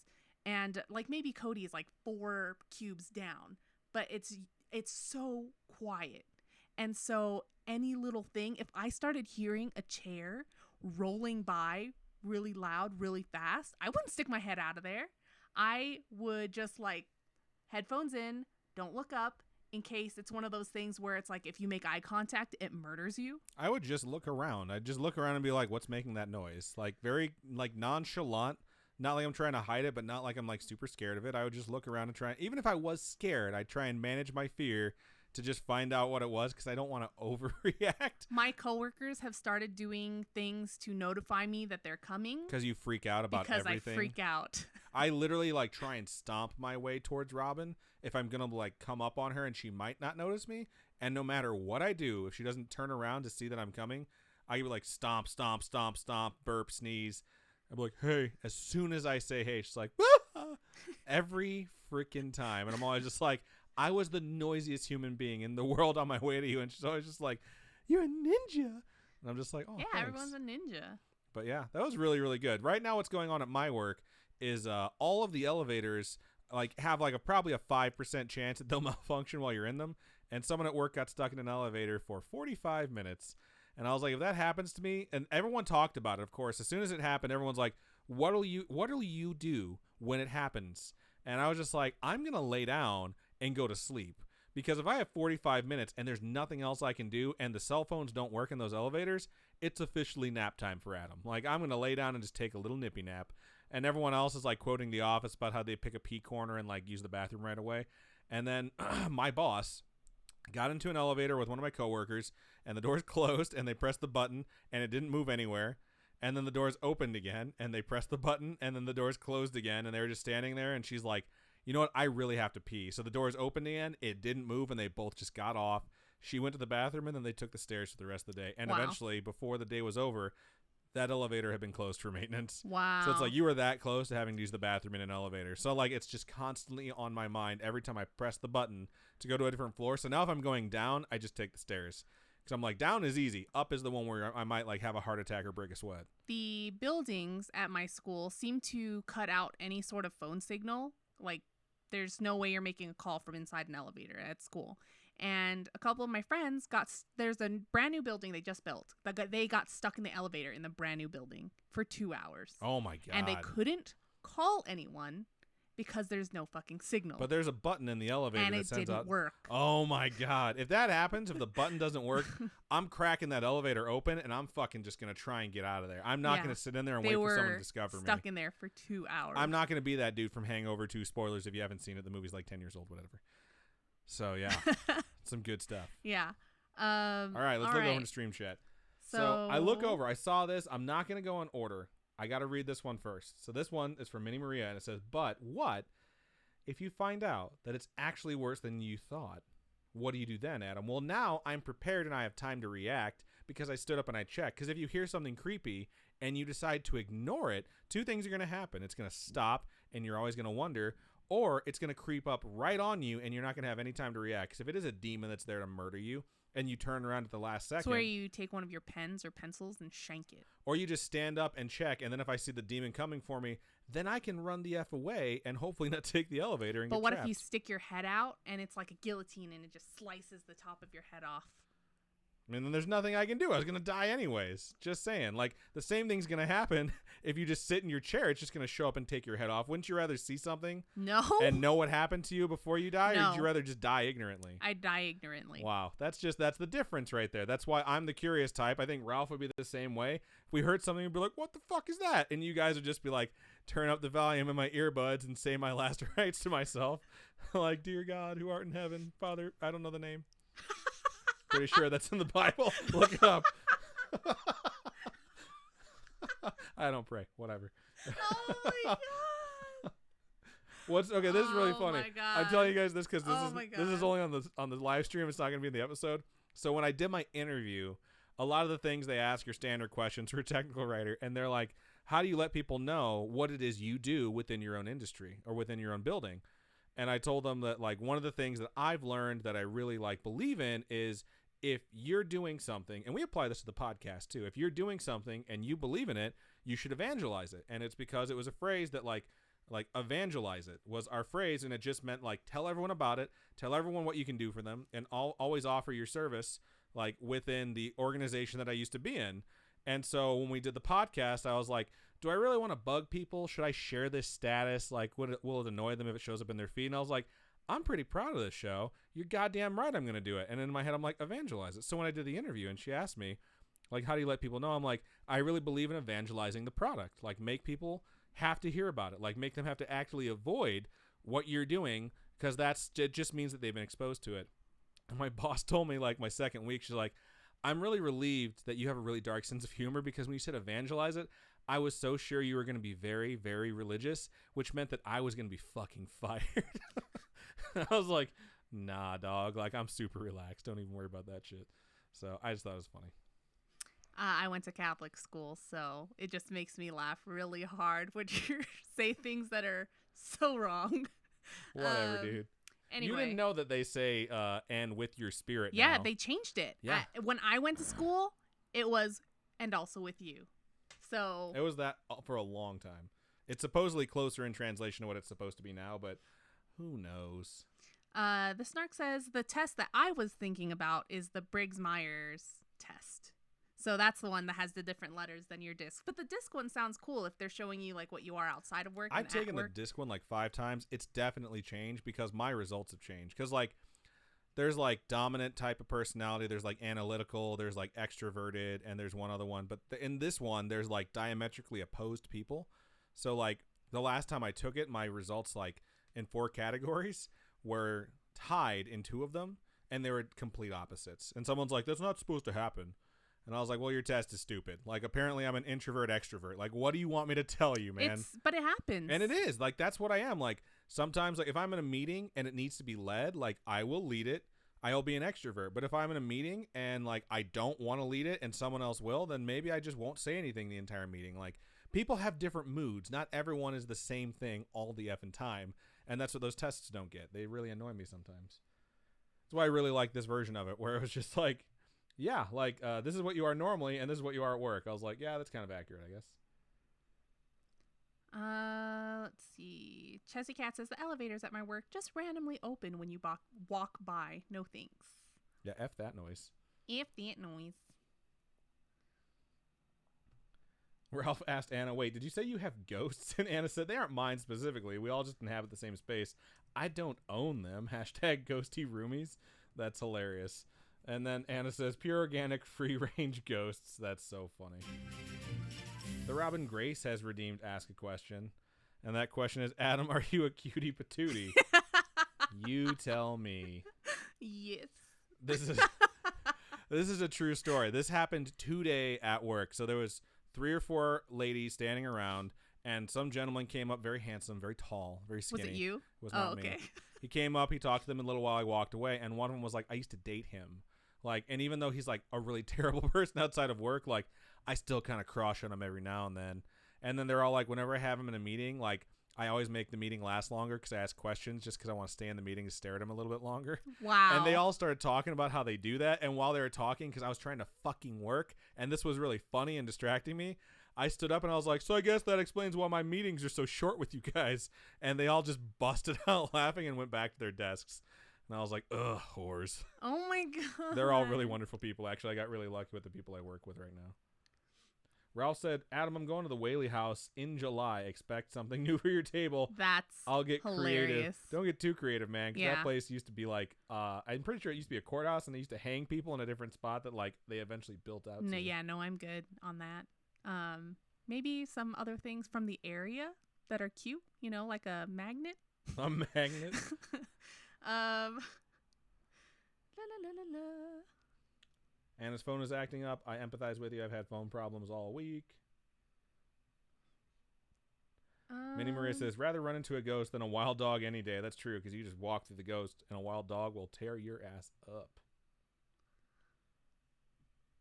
Do you have anything? No, I'm good. Okay, I got a lot, so. Oh, you go, Gur. Anna says, this is like an office-style Jaws sound. Ralph said, LOL, and then posted a little meme or a little picture of a shark. I can hear the chair rolling. That's what's hilarious about that story. Ralph just yelled at me for saying I spoiled Hangover 2. Ralph says, the house in front of mine got swatted with a SWAT team. I straight ran out to find what the explosion noises were. You have to. Yeah, I got screamed at by one of them and forced back into my house, but I found out, and satisfaction brought the cat back, right? Oh my God. That is so funny. I can't believe the house next to you got swatted. Michelle says, apparently the longest someone has ever been stuck in an elevator was for 41 hours, and I'm horrified. I couldn't make it 41 hours. That would be an absolute freaking nightmare. So, right on. That's everything that I have over here in YouTube chat. And Robin, you just read one, so that means I'm going to read my last one, and then you're going to read your last one, correct? Okay. That's how counting goes. So I'm going to move on into my last one of the show, and this one's subject is Happy Haunted Household, Part 1, in parentheses. Please feel free to share on the podcast. This sounds cute. I'm excited. I'm excited, too, and it starts out kind of cute, because I just looked at it, and this is how it starts. Hi, Adam and Robin, Robin and Adam, and more importantly, Linda. Aww, which is my mom. Super cute. That is very, very nice. My name is Anna, pronounced Anna, and they actually put it in there. So I wonder if this is Anna over in YouTube chat. Oh, because it's like Anna. Yeah, because we always get it wrong. But this says Ann-A. So Anna. Also known as Ulri on Discord and Twitch. So it is. I'm just going to say Ulri from now on. And my house is haunted. But it isn't the super scary type of haunted that ends up made into a horror film. So it's more of cohabitation. It's like one of those ghosts where you're like, all right, I guess we're friends now. Which is funny because we were just talking about this between stories, and they mentioned this in the chat. I have lived in this house all my life and have never been truly terrified nor attacked by anything. But I do have 26 years worth of paranormal experiences to share. And all of them are absolutely find me a Bible true. Someone find them a Bible so they can swear on it. I'm pretty sure it has that prayer that I said. That's not an actual prayer. That might have been when we were in between emails too. Oh, but it's such a good part. Maybe you'll have to put it in. I might have to. As a heads up, I'm going to be splitting these stories up by category so that I don't overload the Storytime episode. So expect more in the future. Yay! I'm super excited. Yeah. Before I go into my first topic, I want to share some information about my house. The house was built on the south side of Chicago in 1905, making it a grand total of 114 years old. There's a lot of history down that road. If this is read in 2019, which is hilarious because this was sent, I'm pretty sure, in March. And they're like, if you get around to it in the next, 9 months. I'm glad we made it. We know from looking up its history of previous owners that not even 3 years after the house was built, the wife of the original owner, named Nina, passed away due to unknown circumstances. The house went through many owners since then until my parents bought it in the early 1980s. Shout out to the early 1980s. Much of the house was still original, though some things have been changed. For example, an additional family room has been added onto the back, a wall being added to support said addition that cuts off the original path of a hallway, and having a servant's staircase being walled off completely, also known as the staircase to nowhere. That is so creepy. The fact that there's stairs hidden somewhere in your house is super creepy. Someone posted a video in Facebook before about that staircase. You might as well call it a staircase. A staircase that went into nowhere. Yeah. But on the other side, I don't know if it was hidden in the walls. This might be it, though. This actually might be. Yeah, and then on the other side was like another room that you could hear people talking through. But the hallway, the stairway itself was really scary. I don't know. Someone posted it in Facebook like way back in the day, probably when we first started the Facebook page. Yeah, this might not be the same thing, but still, there is a hidden staircase in this house. The hallways of the first floor are arranged so that you could walk laps around the house by moving from one room to the next. It's a really good visual. There is also a large attic and a dungeon-like unfinished basement. Sorry, not sorry, Robin. Anyway, back to when my parents bought the place in the 80s and into the first category, Elizabeth. Elizabeth is the young girl ghost of my house. She has been heard, felt, seen, interacted with, and had things moved by. I like to call her our little trickster ghost, and she truly deserves her own category. We know that she doesn't like change to the house, as evident of when she has been experienced most often. The first experience my family had with Elizabeth was the night my parents moved in. There's nothing like Okay, buying. so yeah, you move in and it's like The Conjuring. You move in and immediately it's like bad things. Yeah, you buy a brand new house and it's like, and it's haunted, and bad things are starting to happen. Bad things. My mother had a dream, in parentheses, and we trust my mom's dreams, that she was moving boxes from the moving truck into our front hallway. When she came into the house with her next load, there was a little girl with blonde hair and an old-timey white dress standing in the hallway. Nope. The little girl asked, "What are you doing in my house?" No. I don't know how to read that and which tone of voice to use, so I decided to try and use childlike innocence mixed with a bit of creepy. I hope I nailed that. My mom was confused and told her that this was her house, and the girl responded saying, "No, this is my house." My mom asked the little girl her name, which is how we learned it is Elizabeth, and then asked her where her mother was, thinking she was a lost child. The girl said that her mother was upstairs and ran up to them. When my mom followed, no one was in the house. That is so creepy. Now, yes, this was a dream my mom had, but this is not the only time Elizabeth made an appearance. My first memorable interaction with Elizabeth was during the winter when I was about 13 years old. I had always known about her and blamed her for small objects being moved about the house or a giggle coming from nowhere. No. But I don't remember having any direct interaction with her before this point. No, kid. Okay, see? Childlike laughter. Disembodied childlike laughter. You got to put disembodied in front of it because that makes Freaks it me out. way more accurate. All right. It was winter, and living in an old house in the Midwest meant Jesus. It was cold. It's written that way, so don't blame me. Meant it was cold. At the time, my bed was pushed into a corner of the room with a wall at my head and another at my left-hand side. I normally sleep wrapped up in my blankets like a burrito, and I had my blankets tucked cozily around me on all sides that night. It's the best way to sleep. It really is, especially when you steal the blankets from someone else to wrap yourself as a burrito. Yep. And they die.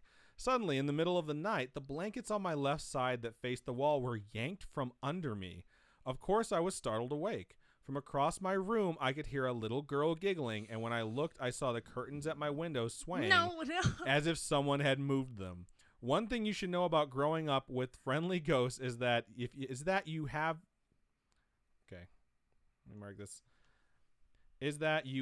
don't get too Is that you don't get too startled by those things. Yeah, I think that's what it's trying to say. Is that you don't get too startled by these types of things. I told Elizabeth to quit it as I was trying to sleep, tucked myself back in, and went back to sleep. The first time I saw Elizabeth was when I was in my early 20s. Holy shit. At the time, my older sister was flying to Europe, and I was having a little freak out. My only sister was flying in an aluminum tube over the Atlantic Ocean, and I have anxiety, so the mini freak out was justified. I totally agree with you on that one.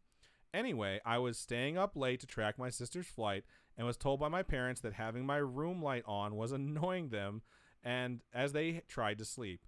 As a compromise, I took my things downstairs to stay up in our family room. As I went, I turned on lights so that I wouldn't have to walk through the dark because the dark is creepy, ghosts or no. I mean, the night is dark and full of terrors. Wow. Is it though? Is it anymore? She's gone now. Spoilers.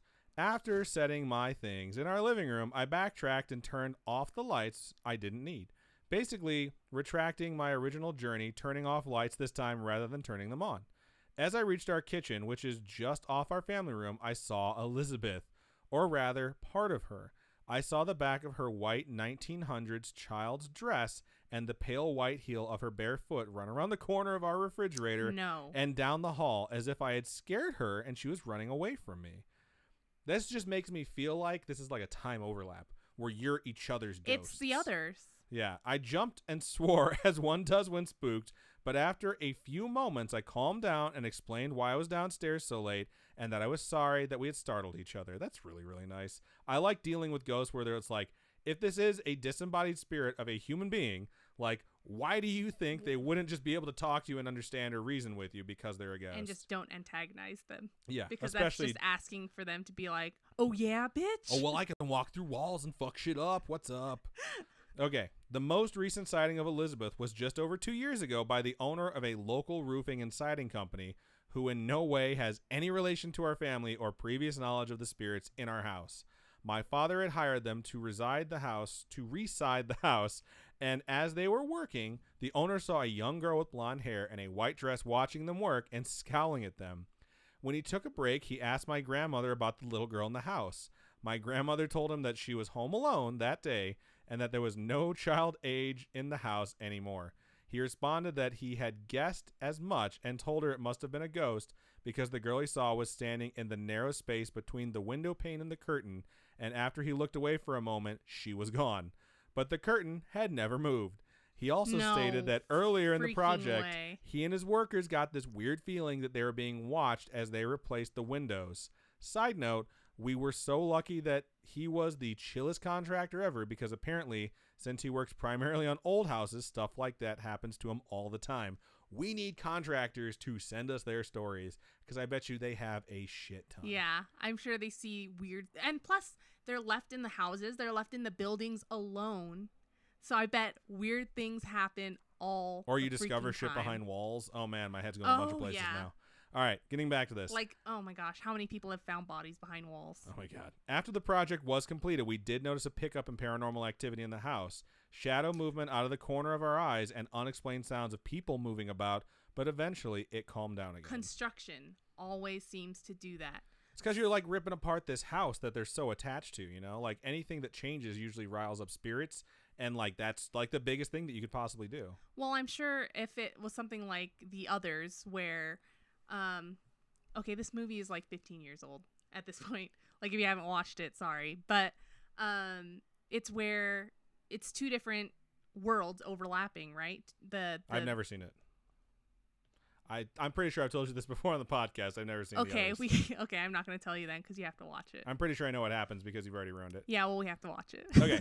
Regarding Elizabeth herself, we aren't entirely sure where she came from. In looking through the incomplete records of our home's history, we haven't been able to find an Elizabeth anywhere. And no, she is not a demon in disguise. If she was, she's doing a really shitty job at it, as my family wasn't religious until I turned 2. And now my father is a deacon in the Catholic Church. Wow. My mom teaches Sunday school, and my sister is the director of faith formation at a suburban Catholic parish. So you're totally like, Adam, get your prayers right. Shut up. Well, this is all I have for you now. I hope you enjoyed the first foray into my world of living with ghosts. There will definitely be more in the future, but since I'm writing these down on my lunch breaks, please give me some time. Love to all from the happy, haunted household, Anna Ulrich. Thank you so much for sending that in. That's very long and very well written. There was literally one word out of place that tripped me up because I'm dumb and do not feel bad about that. So no big deal. That was really, really good, though, and I can't wait to get the rest of those stories. Yeah. I wish you knew that contractor still, so you could be like, yo, dog, like send more stories into this place because they really want to hear them. But, man, if you're living in a house that has a ghost and has had a ghost for that long, it's like you're going to have so many stories. Like, I love the cohabitation stories, too. They're so good. So, right on. Right on. Let's take a quick break and look over into Stream Chat and see what Anna had to say. She put sorry about the writing. Do not be sorry about the writing. Yeah, do not be sorry. It was literally, there was just like an extra in, I think, in that sentence.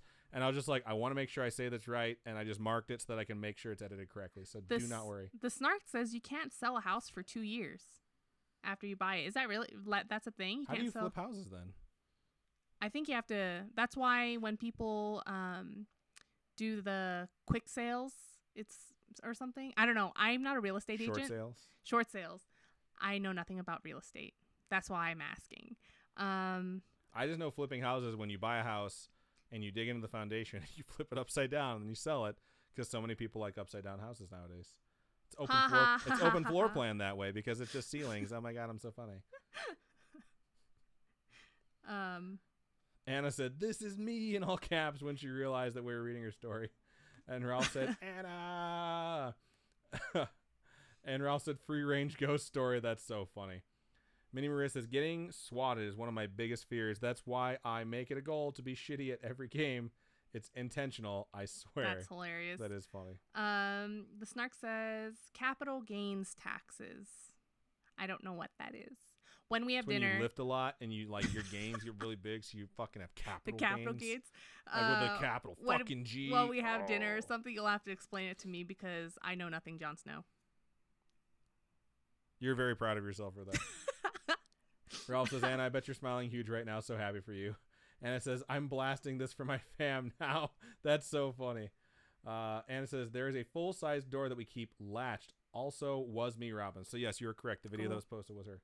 We try to remember things that get posted. I just don't remember who posts them. It's and sometimes things get posted multiple times and I lose track. So sometimes things get posted a lot. Where it's like Zaboomafoo? Like the Zaboomafoo thing was clearly intentional, but there's a lot of times where a meme gets posted and it gets like 20 or 30 likes or whatever, and then it gets posted again because someone sees it in their feed and doesn't realize that it's actually coming from the group, so they share it to the group, and then it gets less likes, and then it gets posted again and gets less likes. I appreciate it. I appreciate people are sharing stuff, and I always click like on it, but I'm like, once it gets to the third or fourth thing, I'm like, no one's going to like this, and they're going to feel really bad like everyone thought that it wasn't funny, but it's like they probably just think they already liked it, so they scroll past it. All right. Minnie Maria says, but does the little girl pay rent, though? Don't forget us when you're famous. That's so funny. My mom says you nailed the voice, Adam. Oh, my God, your family is watching/listening. That's so cool. That is really cool. I feel so sad that you said sorry about the writing. Oh, my God, do not feel sorry about that. Ralph said, did Adam just spoil Game of Thrones for me, too? # spoil party. I don't think so. I just said she's not around anymore. Like, she left, remember? She bailed on Westeros. And Anna says you need to watch it. Yes, you do. It's really hard to not talk about something like Game of Thrones in the final season when it's Wednesday. Everyone should be caught up by Wednesday. That's the rule in our office. Wednesday. If you haven't watched it by Wednesday, it's getting spoiled for you. Like, that's just the way it goes.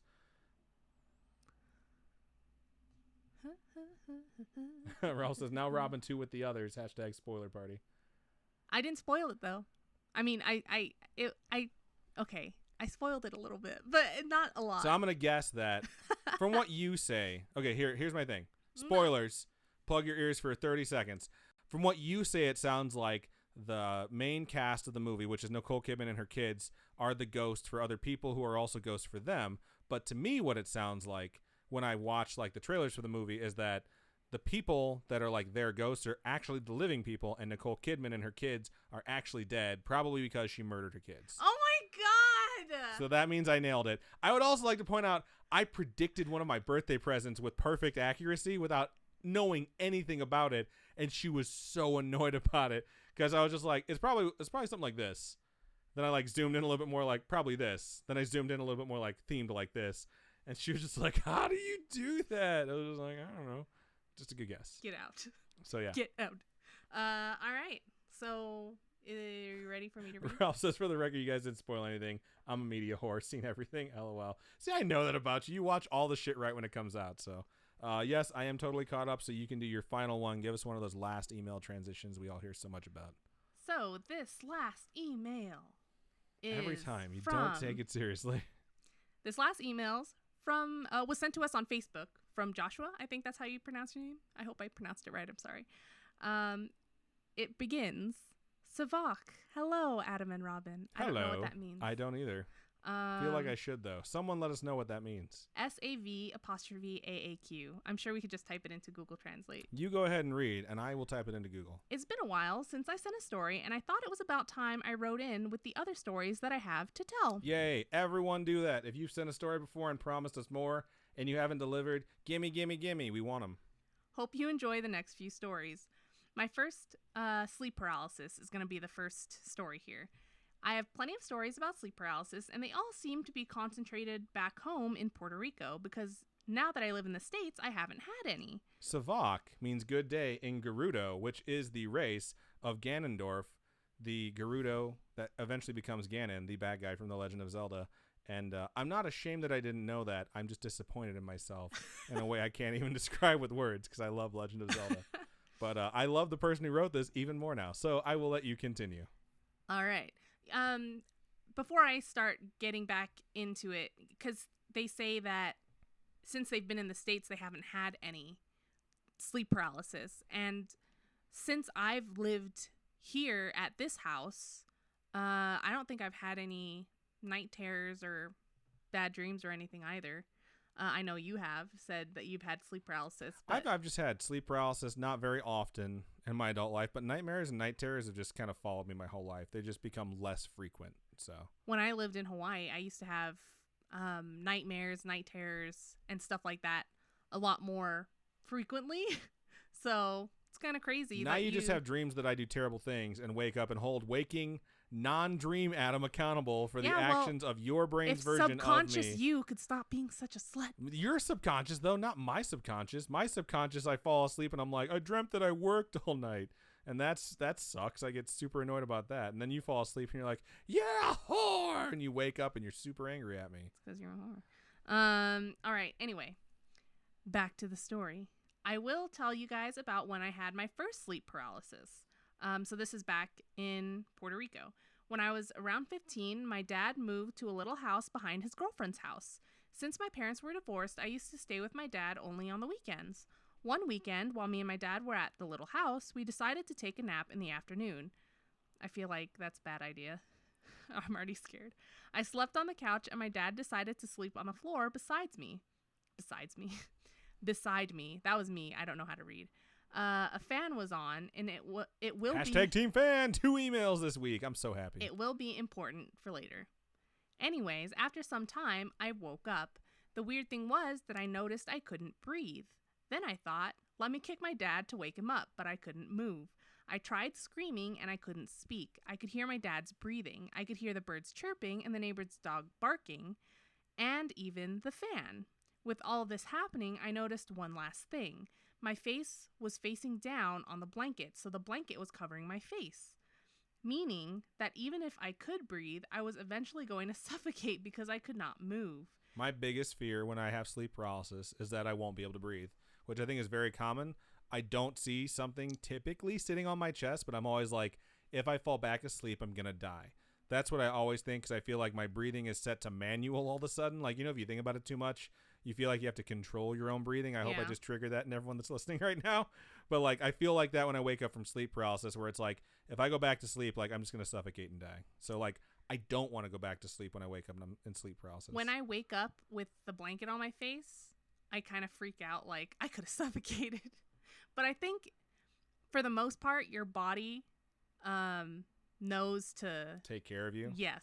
Well, I've learned from a band called Lonely Island that no blankets on pajamas because they can choke you in your sleep. And 2 words about furniture killing machines. So, just saying. So, anyway, back to this. That made me panic. I tried to move, but nothing. I was literally thinking that I was going to die until I gave it one last try to move, and bam, I sat up. I looked around scared, and there was my dad still sleeping on the floor. The fan was still on. The dog was still barking. I could still hear faint chirps from the birds. Little did I know that that was the beginning of many, many more creepy sleep paralysis to come. That paralyses. Sucks. Paralyses. It's like sleep paralysis instances. Paralysis and paralyses. I don't know how to pluralize that. So. Octopi. Let's just keep going. Okay. The second story is called Chased. This sleep paralysis episode is the one that has always stayed in my head, and it is the weirdest one of them all. One day at my mom's house, I decided to take a nap. Yes, I took a lot of naps. I like that your stories come from naps, but I mean, it's sleep paralysis, so you're going to have to go to sleep at some point.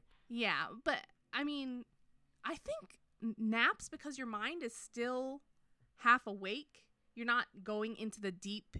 You don't get the REM sleep. Right. And so your mind is still kind of sort of awake, and I think that's might be why sleep paralysis is more common when you're napping, maybe?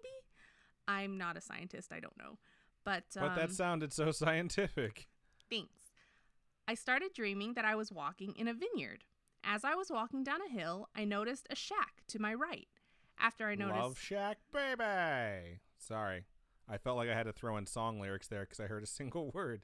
I think that's our signature after all. After I noticed the shack, I decided to turn around and head back.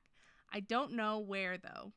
Then, out of nowhere, this car started revving. When I looked behind me, there was a red pickup truck. Immediately, I sensed danger, so I darted. I heard the truck coming behind me, and then it suddenly came around me, and it blocked my way. In that instance, I turned around and ran in the opposite direction. This is when things get freaky. I ran, I heard something open the door and fall on the ground. Fall on the ground? That's kind of freaking creepy. Imagine just the door of the truck opening and something flops out. and it slithers on the ground and fucking chases Wow, me. you're really going into detail with what you think is about to happen. And as soon as it hit the ground, it started chasing me. How did I know? I could hear the footsteps behind me. I kid you not, the sound of the steps were so real. Just think about a time you played It and you had a friend chase you. It?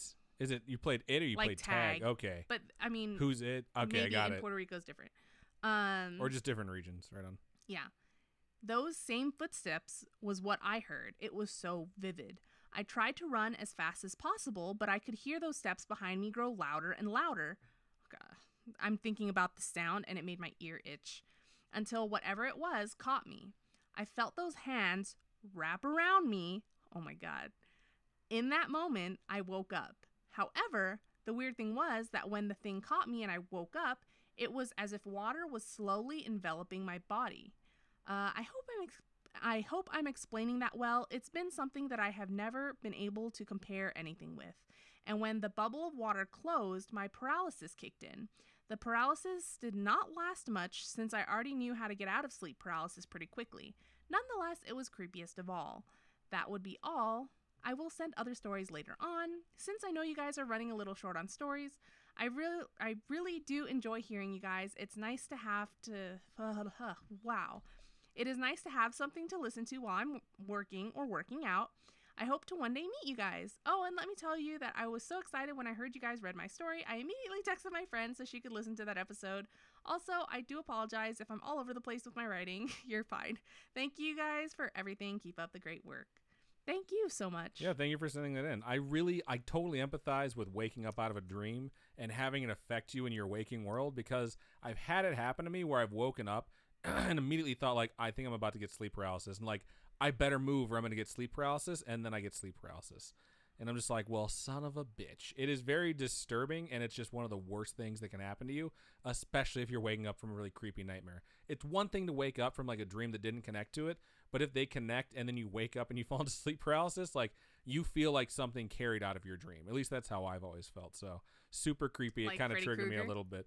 Not Freddy Krueger type of stuff. This is more adult stuff. I've never had, like, Freddy catch me in a dream and then get sleep paralysis. I've just had, like, horrible nightmares about Freddy Krueger, like, my entire childhood growing up. So yeah, good stuff. Thank you so much for sending that in. We really appreciate it. What about you? I haven't had...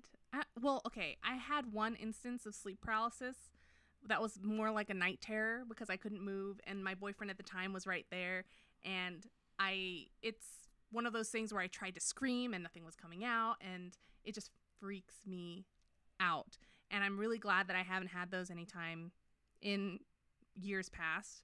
I haven't had them since I was a lot younger, like 19, 20. You were 19. You were alive in 1920. That's so long ago. Or maybe like 24. No, not even 24, 23. I haven't had them in a really, really long time. Now that I'm turning 30, I'm like, oh man, that was a long time ago. But in Hawaii, I used to have them a lot more often.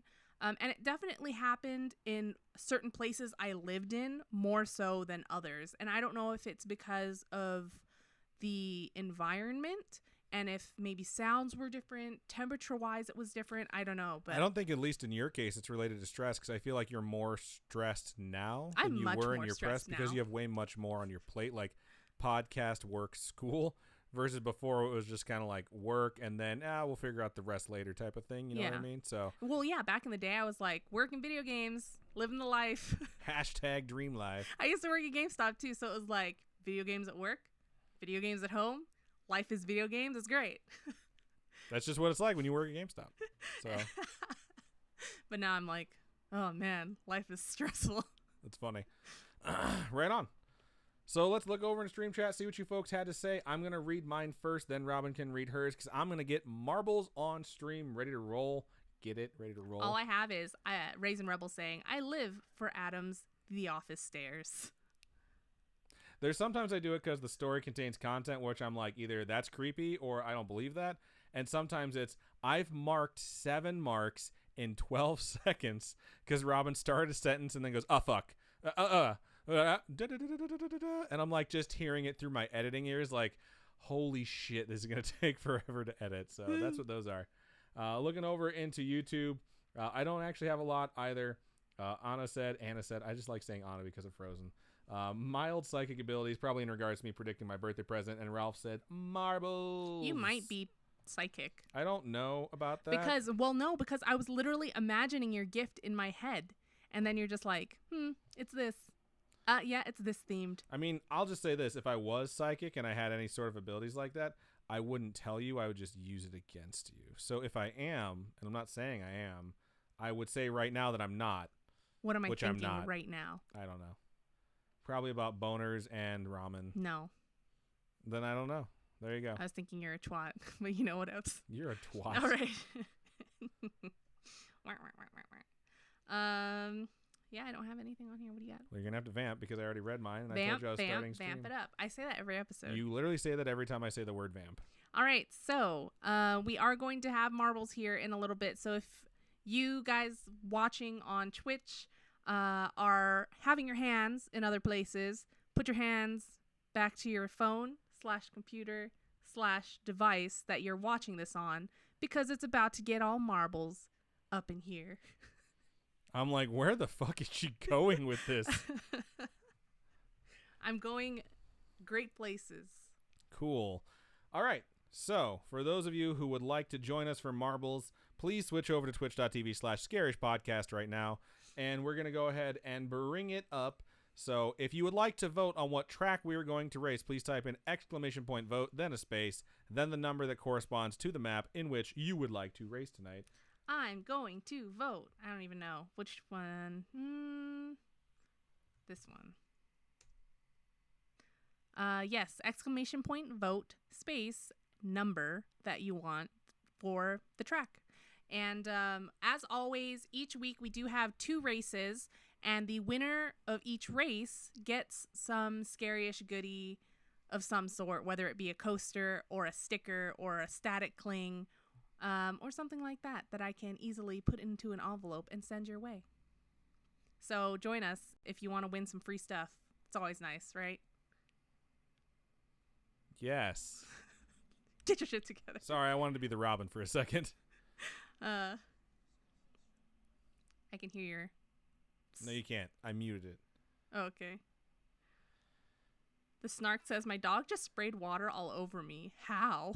Butt squirts. Yeah, hopefully not butt squirts. They're the worst smelling They things are in the world. worst smelling thing. It's so bad. Yui sneezes. Her sneezes are kind of gross. So my shirt has this like really fine checkered pattern to it, and now that the camera has us in like a little small version of ourselves, it's like I'm shimmering. Look at me, I'm like a disco ball. Like, I'm wearing one of our homemade scariest shirts from when we first started. And my sister and I were making all the shirts by hand. So this is like the first one that she ever made. So it's pretty OG. Just I hate saying. you so much. Some of you folks out there have some OG shirts, though, that we made by hand. And by we, I mean Robin and her sister. I know for a fact that Connor out there, wherever he's at, Connor out there has one. And also Glitch has one for sure. One. So a couple of them, didn't work out the first shot. I think we had to remake Connor's actually and send it to him twice. Or something like that happened. Like there was that. Something where the shirt got like fucked up in the mail. No. He ordered one because we had a first run of shirts. Those were the ones that I was first. Those were those shirts. And then his came in way too small. That's what it was. And so we sent him one that actually fit. But my sister and I made that one. There you go. So that's the story. That's the lore, the legend of Connor's shirt. Beast Nerd says, Robin, how's your sister? Ask her when we're going to Graceland. That's hilarious. She really wants to go to Graceland. There's a new movie coming out on Hallmark that is all about Graceland, apparently. And she's just like, yeah, it's super jacked. But yeah, I know she really wants to go. I was actually looking at flights for super cheap round trip tickets to different places. And from Los Angeles. She was literally looking them up, I'm pretty sure, while I was talking about something earlier in the episode. You can go from Los Angeles to New York for $239. We're going to be doing the Laboratory, which has 5 votes. It's the leader in the votes right now. I'm going to click on this to get us into the track. And then once we're in there, type in !play and get your marble on stream. Oh my God, it's like I just read that thing. You're so viciously shitty with your fake laughs. It's so annoying.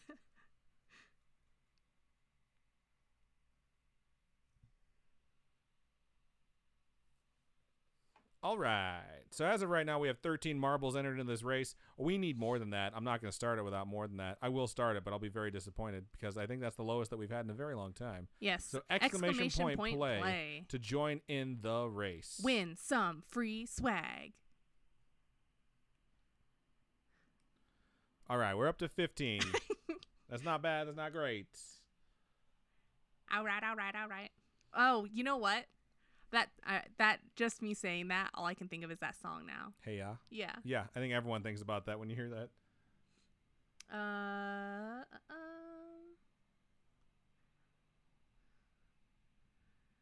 Thank you for joining us, Glitch Grim. We appreciate you always joining us. Ralph, we just have to have dinner again. There you go. Yeah. And we'll give you merch. Don't get me wrong. We'll give you merch. We'll also do dinner. So I don't know if we're going to get over 15. I'm not going to lie. I'm getting a little bit sad because our numbers for the last 2 weeks have been down slightly. Not a lot, just slightly. And we know shit's going on. This is finals week. So I really don't expect anyone on finals week to be tuning in. Right. But some of you folks have, and we appreciate every single one of you. So for those 15 folks, we're going to go ahead and get this race started and see if we can get you some free merch. And if you have not joined in and you'd like to, type exclamation point play. You got 10 seconds, and then everything's going to get going. We got the beat. I don't know where you get Music these things in your head just from. pops into my head, okay? It's just, that's how I live. I know. I live with you. So right now, everyone is racing Miss Deezy's Shadow Ball for the record to this, which was done in 1 minute and 58 seconds. Right now, Amanda is in the lead. Ow. Want to go to Shanghai? Please stop looking at airfare while we're doing this. I find it offensive.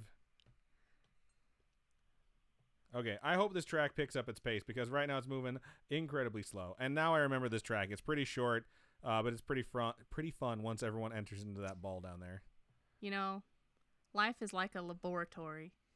It just tests us and experiments us and sees if bad things happen. I thought you were quoting something, and then as that developed, I realized there's no way anyone else has ever said these words combined together before and thought that they were clever. That's an OG Robin right there. That's a Robin original. All right, Amanda is in first place by a pretty good lead and is catching up to Miss Deezy's ball and has passed Miss Deezy's ball. But what it really all comes down to is who gets through this thing first. Because realistically, we've had someone go from first to last and then die. It does appear that Jaxie Babe has died. R.I.P. Jaxie Babe. Wow, that was so fast. I'm going to back up, and we're just going to watch this ball and see who gets through it first. Valley Grills almost made it through right there. It looks like Mike has made it through now, along with Pancakes29. And Mike is ahead of Miss Deezy's pace. Now the Snarked, me, and Robin have all made it through, but these vicious fan blades are down here. And, of course, I tell it to go to the first place ball, and it takes me to, like, the 17th place ball. There's a cap on here, so when you get smacked around, you can't fly off. But that's how Miss Deezy got the record. She got smacked all the way into, like, the next module. So it looks like Mike is in the lead with the Snarked right behind. The Snark is glowing like he's powering up into Super Saiyan Blue, but it's really hard to tell. And it looks like Michael Meadows, will take the race. Congratulations, Mike.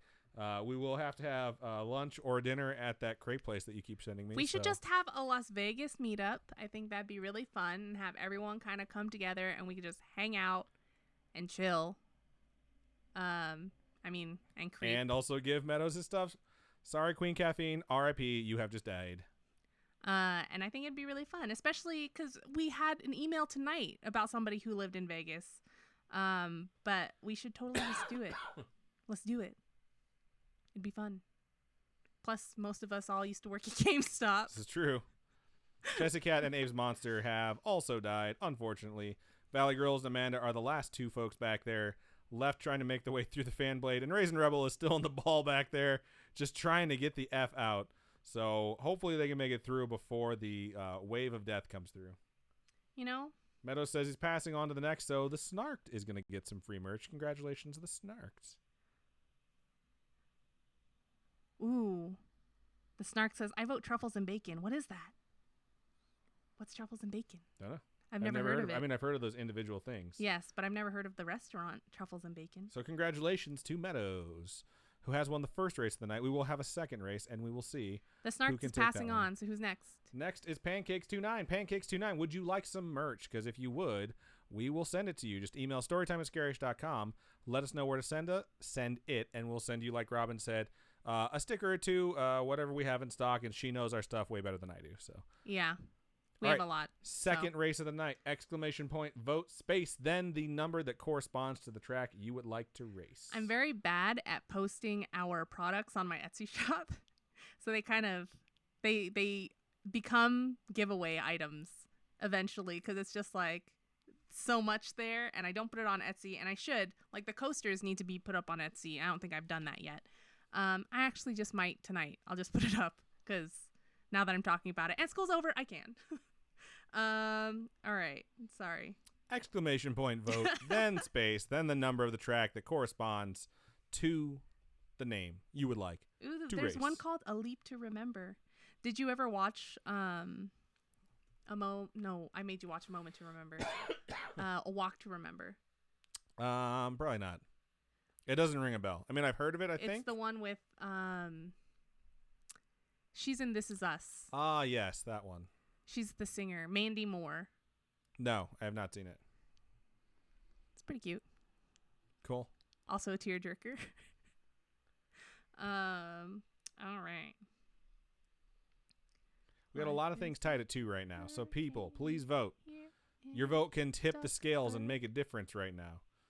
Twisted Toothpick, Multi-Lane Madness, A Leap to Remember are all tied at 2 right now. Meadows picked a Twisted Toothpick. So if they all stay tied, we're going to go with what Meadows picked. So that's just how it's going to work. But we're going to wait for a little bit to see if we get some more votes in there. What Meadows tooth picks? They just get so much worse and worse. I'm funny. I think you should appreciate my humor. Your humor is always puns that don't make any sense. Puns that are not puns. It's because I'm punny. All right. So I'm just going to go with the racetrack that Meadows has picked, which is Twisted Toothpick. And this is going to be the last one of the night, folks. Then after that, we got the outro, and everyone can get on their merry way. So we are A Leap to Remember has just taken the lead with 3.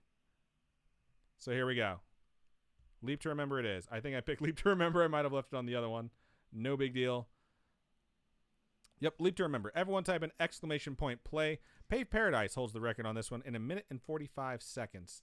All-time record is 1 minute and 25 seconds, which is pretty effing quick. If you guys are watching on YouTube, please hop over to twitch.tv/scarishpodcast and join us on Twitch and these races because they are awesome. And opportunities for you to get some free merch. It's free merch, free Scary-ish merch. I mean, what can go wrong, right?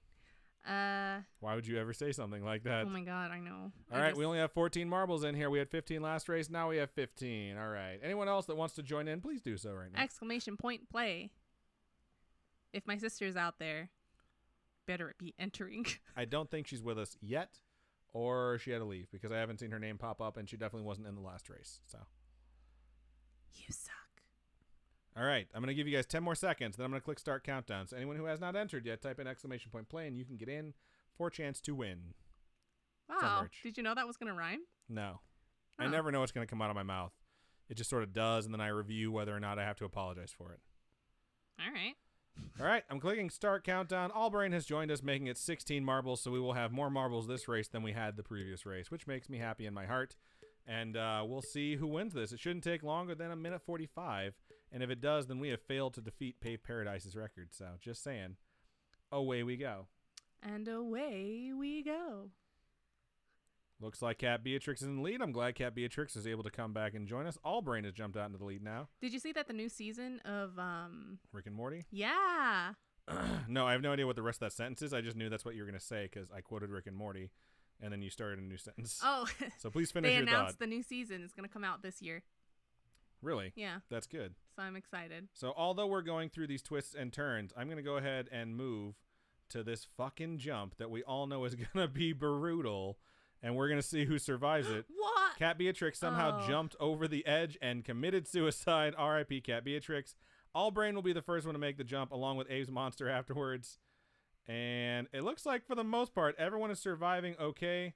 Wow. Except for Allbrain, who is dead, and the Snarked, who is dead. And Valley Grills, who is dead. and Chessy Cat, who is dead, and Amanda, Raisin Rebel, and Beast Nerd, who are all dead. Wow. And left in first place is Mike, who won the last race and might be going for the 2-peat tonight. Oh my god. And this would be, at this point, a record-setting pace. But Pave Paradise Ghost Ball is not only caught up, but passed. And Robin now is in first place and is going neck and neck with Meadows. Oh. Abe's Monster has died. There are a few of us left. Glitch is in 7th, Pancake 6th, Jaxie Babe 5th, Queen Caffeine is in 4th, I'm in 3rd, Robin 2nd, Mike in 1st. And it looks like they're still going to be neck and neck and fighting for this record too. But they're just sort of chilling in this little bowl right now while Paradise's Ghost Ball is way up ahead and is going to be dropping in any time. And look, there's Malum, the best in the world. He's the best around, and he's probably going to lose. Queen Caffeine and Pancakes are right there as well. Everyone's going to try to avoid these pulsating rods and make it through to the end. So hopefully no one gets murdered here. Oh. Meadows has been murdered at the last possible second. I have been murdered at the last possible second. Pancakes has been murdered. Looks like Robin is going to win this. Everyone is dismayed. No one can believe what has happened. Only 4 balls are going to finish. Queen Caffeine is in 2nd place and is going to make it through and is going to finish. So you are the one that will claim the prize. Yep. Congratulations, Queen Caffeine. Thank you for joining us. Email us at storytime@scaryish.com and let us know what it is that you would like. And where we can send it. Or like a request, yeah. Because if... By what it is, like give her an idea. Give me an idea and we'll see if we have any. So Glitch just got hit. Oh my god, he survived! And we'll finish 4th. When she says give me an idea, she's referring to some of the merch that we have, which are like stickers and stuff like that. Not something where it's like, can I get a car? So I just want to go ahead and clear that up. We don't have t-shirts and stuff like that we can just give away. So I have coasters, stickers, window clings. We have a bunch of different sticker designs. And if you want us to customize it or sign it, if it's like a coaster, just let us know. Yeah. So awesome. Congratulations to Robin who won, Boo, who now has 26 points on the season. The Snark has 22. 18 is Abe's Monster, and I have 17. And Robin is now at 2 wins. I've been juicing up my ball on the sly. So Robin has tied me for the season lead at 2 wins as well. We can all agree that this is a travesty and we want her ball tested for steroids. So you don't have to test it. I can tell you right now. It's your all ball up is on all there. about steroids? Yeah. That is not shocking. What are you going to do? Disqualify me? Yeah, I think so. I'm going to take away your points for the season, and you will not claim any prizes when the season is over. But I think that is the end of the marbles portion of the show, which means the beginning of the outro. So I just wanted to thank everyone who sent us emails this week. Thank you so much. If you would like to do so, please go to scarish.com and click contact us. Fill out that form and it comes directly to us. You can also just email us yourself. The email address is storytime@scarish.com. You can go to facebook.com/scarishpodcast and message us at scarishpod is our Twitter, at scarishpodcast is our Instagram. Those are all the different ways you can message us. If you'd like to join some of the more active communities, you can. You don't have to share your story. You can just join in for memes or funny stories or share what you're watching on TV or books you're reading or anything like that. The most fun one and the easiest accessible one is a tie between the Scary Spooky Friends group, which is on facebook.com/scarishpodcast, and our Discord server, which the easiest way to find that is to go to scarish.com. On the right-hand side, if you scroll down, you'll see all these social media buttons. Find the one that says Discord, click on it, and you will have joined us. It is that simple. Mm-hmm. We have like 230 members, I think, right now in the Discord. Quite Not a few. everyone is active, but there's a decent amount of people that are active where there's always conversation going on, and it's a really fun time. So I just love all the memes. The memes are great. Memes. We have spooky memes, and we have not so spooky memes. Well, and then we have Dad Joke Corner. We have Dad Joke Corner. We have a Game of Thrones channel, and the fucking Game of Thrones memes are so good. I'm not going to say anything about what they are because they're definitely spoiler heavy, but they're just so funny. So that said, anytime that anyone wants to reach out to us, even if you don't want to share a story, you just want to like tell us a story or look to us for feedback, feel free to do so. We have people every week that reach out to us and say like, hey, I don't want this shared on the show. I just wanted to talk to someone about it because I don't want to feel like I'm crazy. We are here for that, and we want you to know that we encourage you to do it. I think a lot of people feel like you're bothering us. You are absolutely not bothering us. What bothers me is having to go to work at a job I don't truly love with my heart and soul just to trade hours of my day for dollars in my pocket. What doesn't bother me is a stranger who is interested in the same things I am or just needing to talk to another human being, reaching out and saying, hey, can I talk to you? The answer is absolutely yes, always. Yep. So we just wanted to reinforce that because we truly mean it. And Robin, I know a lot of folks say, like, how can I donate to you guys if I want to give like $1? How can they do so? You can go to patreon.com/scaryish podcast. That is where we have like tiered donations, I suppose, and those are every month. And each tier has its own different perks, bonuses, things like that. And the higher you get, you collect all the perks from the previous tiers plus the new perks from the tier that you've chosen. And all the physical tiers I shop for, design, or like get printed. I hand make, I hand package. We don't go through like a shipping company or anything like that. Sometimes my sister will help me stuff envelopes, but seriously, this is all done out of our home. Like everything is made with our hearts and hands. And then we have coffee, ko-fi.com/scaryish podcast, and that is one-time donations. All those donations go to helping us upgrade our studio setup. So if you've watched our YouTube videos from the beginning and followed along with us, you see that our quality has definitely gotten a lot better. We started out with like a really cheap GoPro, and we started at the bottom, now we're here, is what she's trying to say. So it's not the best it could ever be, but it's pretty damn good considering that we did start with a GoPro, like Robin said, which was duct taped to a tripod. And it's really nice that you folks have donated to us in the name of upgrading the studio, and we listed the things that we're going to purchase, and we've been able to purchase those things because of you folks, and it's really amazing, and we appreciate it. We truly do. Yeah, and if you go to our website, scaryish.com, please take a look around. There's a whole bunch of different things that we post on there, and our shop, all the items that we have for sale are on there. So if you check out our shop, it'll take you to either Teespring or Streamlabs or Etsy, wherever it is that you're looking for goodies. So take a look. Please support us. Thank you. Yep. And I think that's just about everything that we have for Storytime number 66. I think we're all excited that we're 3 away from the sex number again. So wow. Pretty awesome. But that's all we have for tonight. So Robin, why don't you go ahead and sign us out? Keep on creeping on, and we'll talk to you guys later. Bye.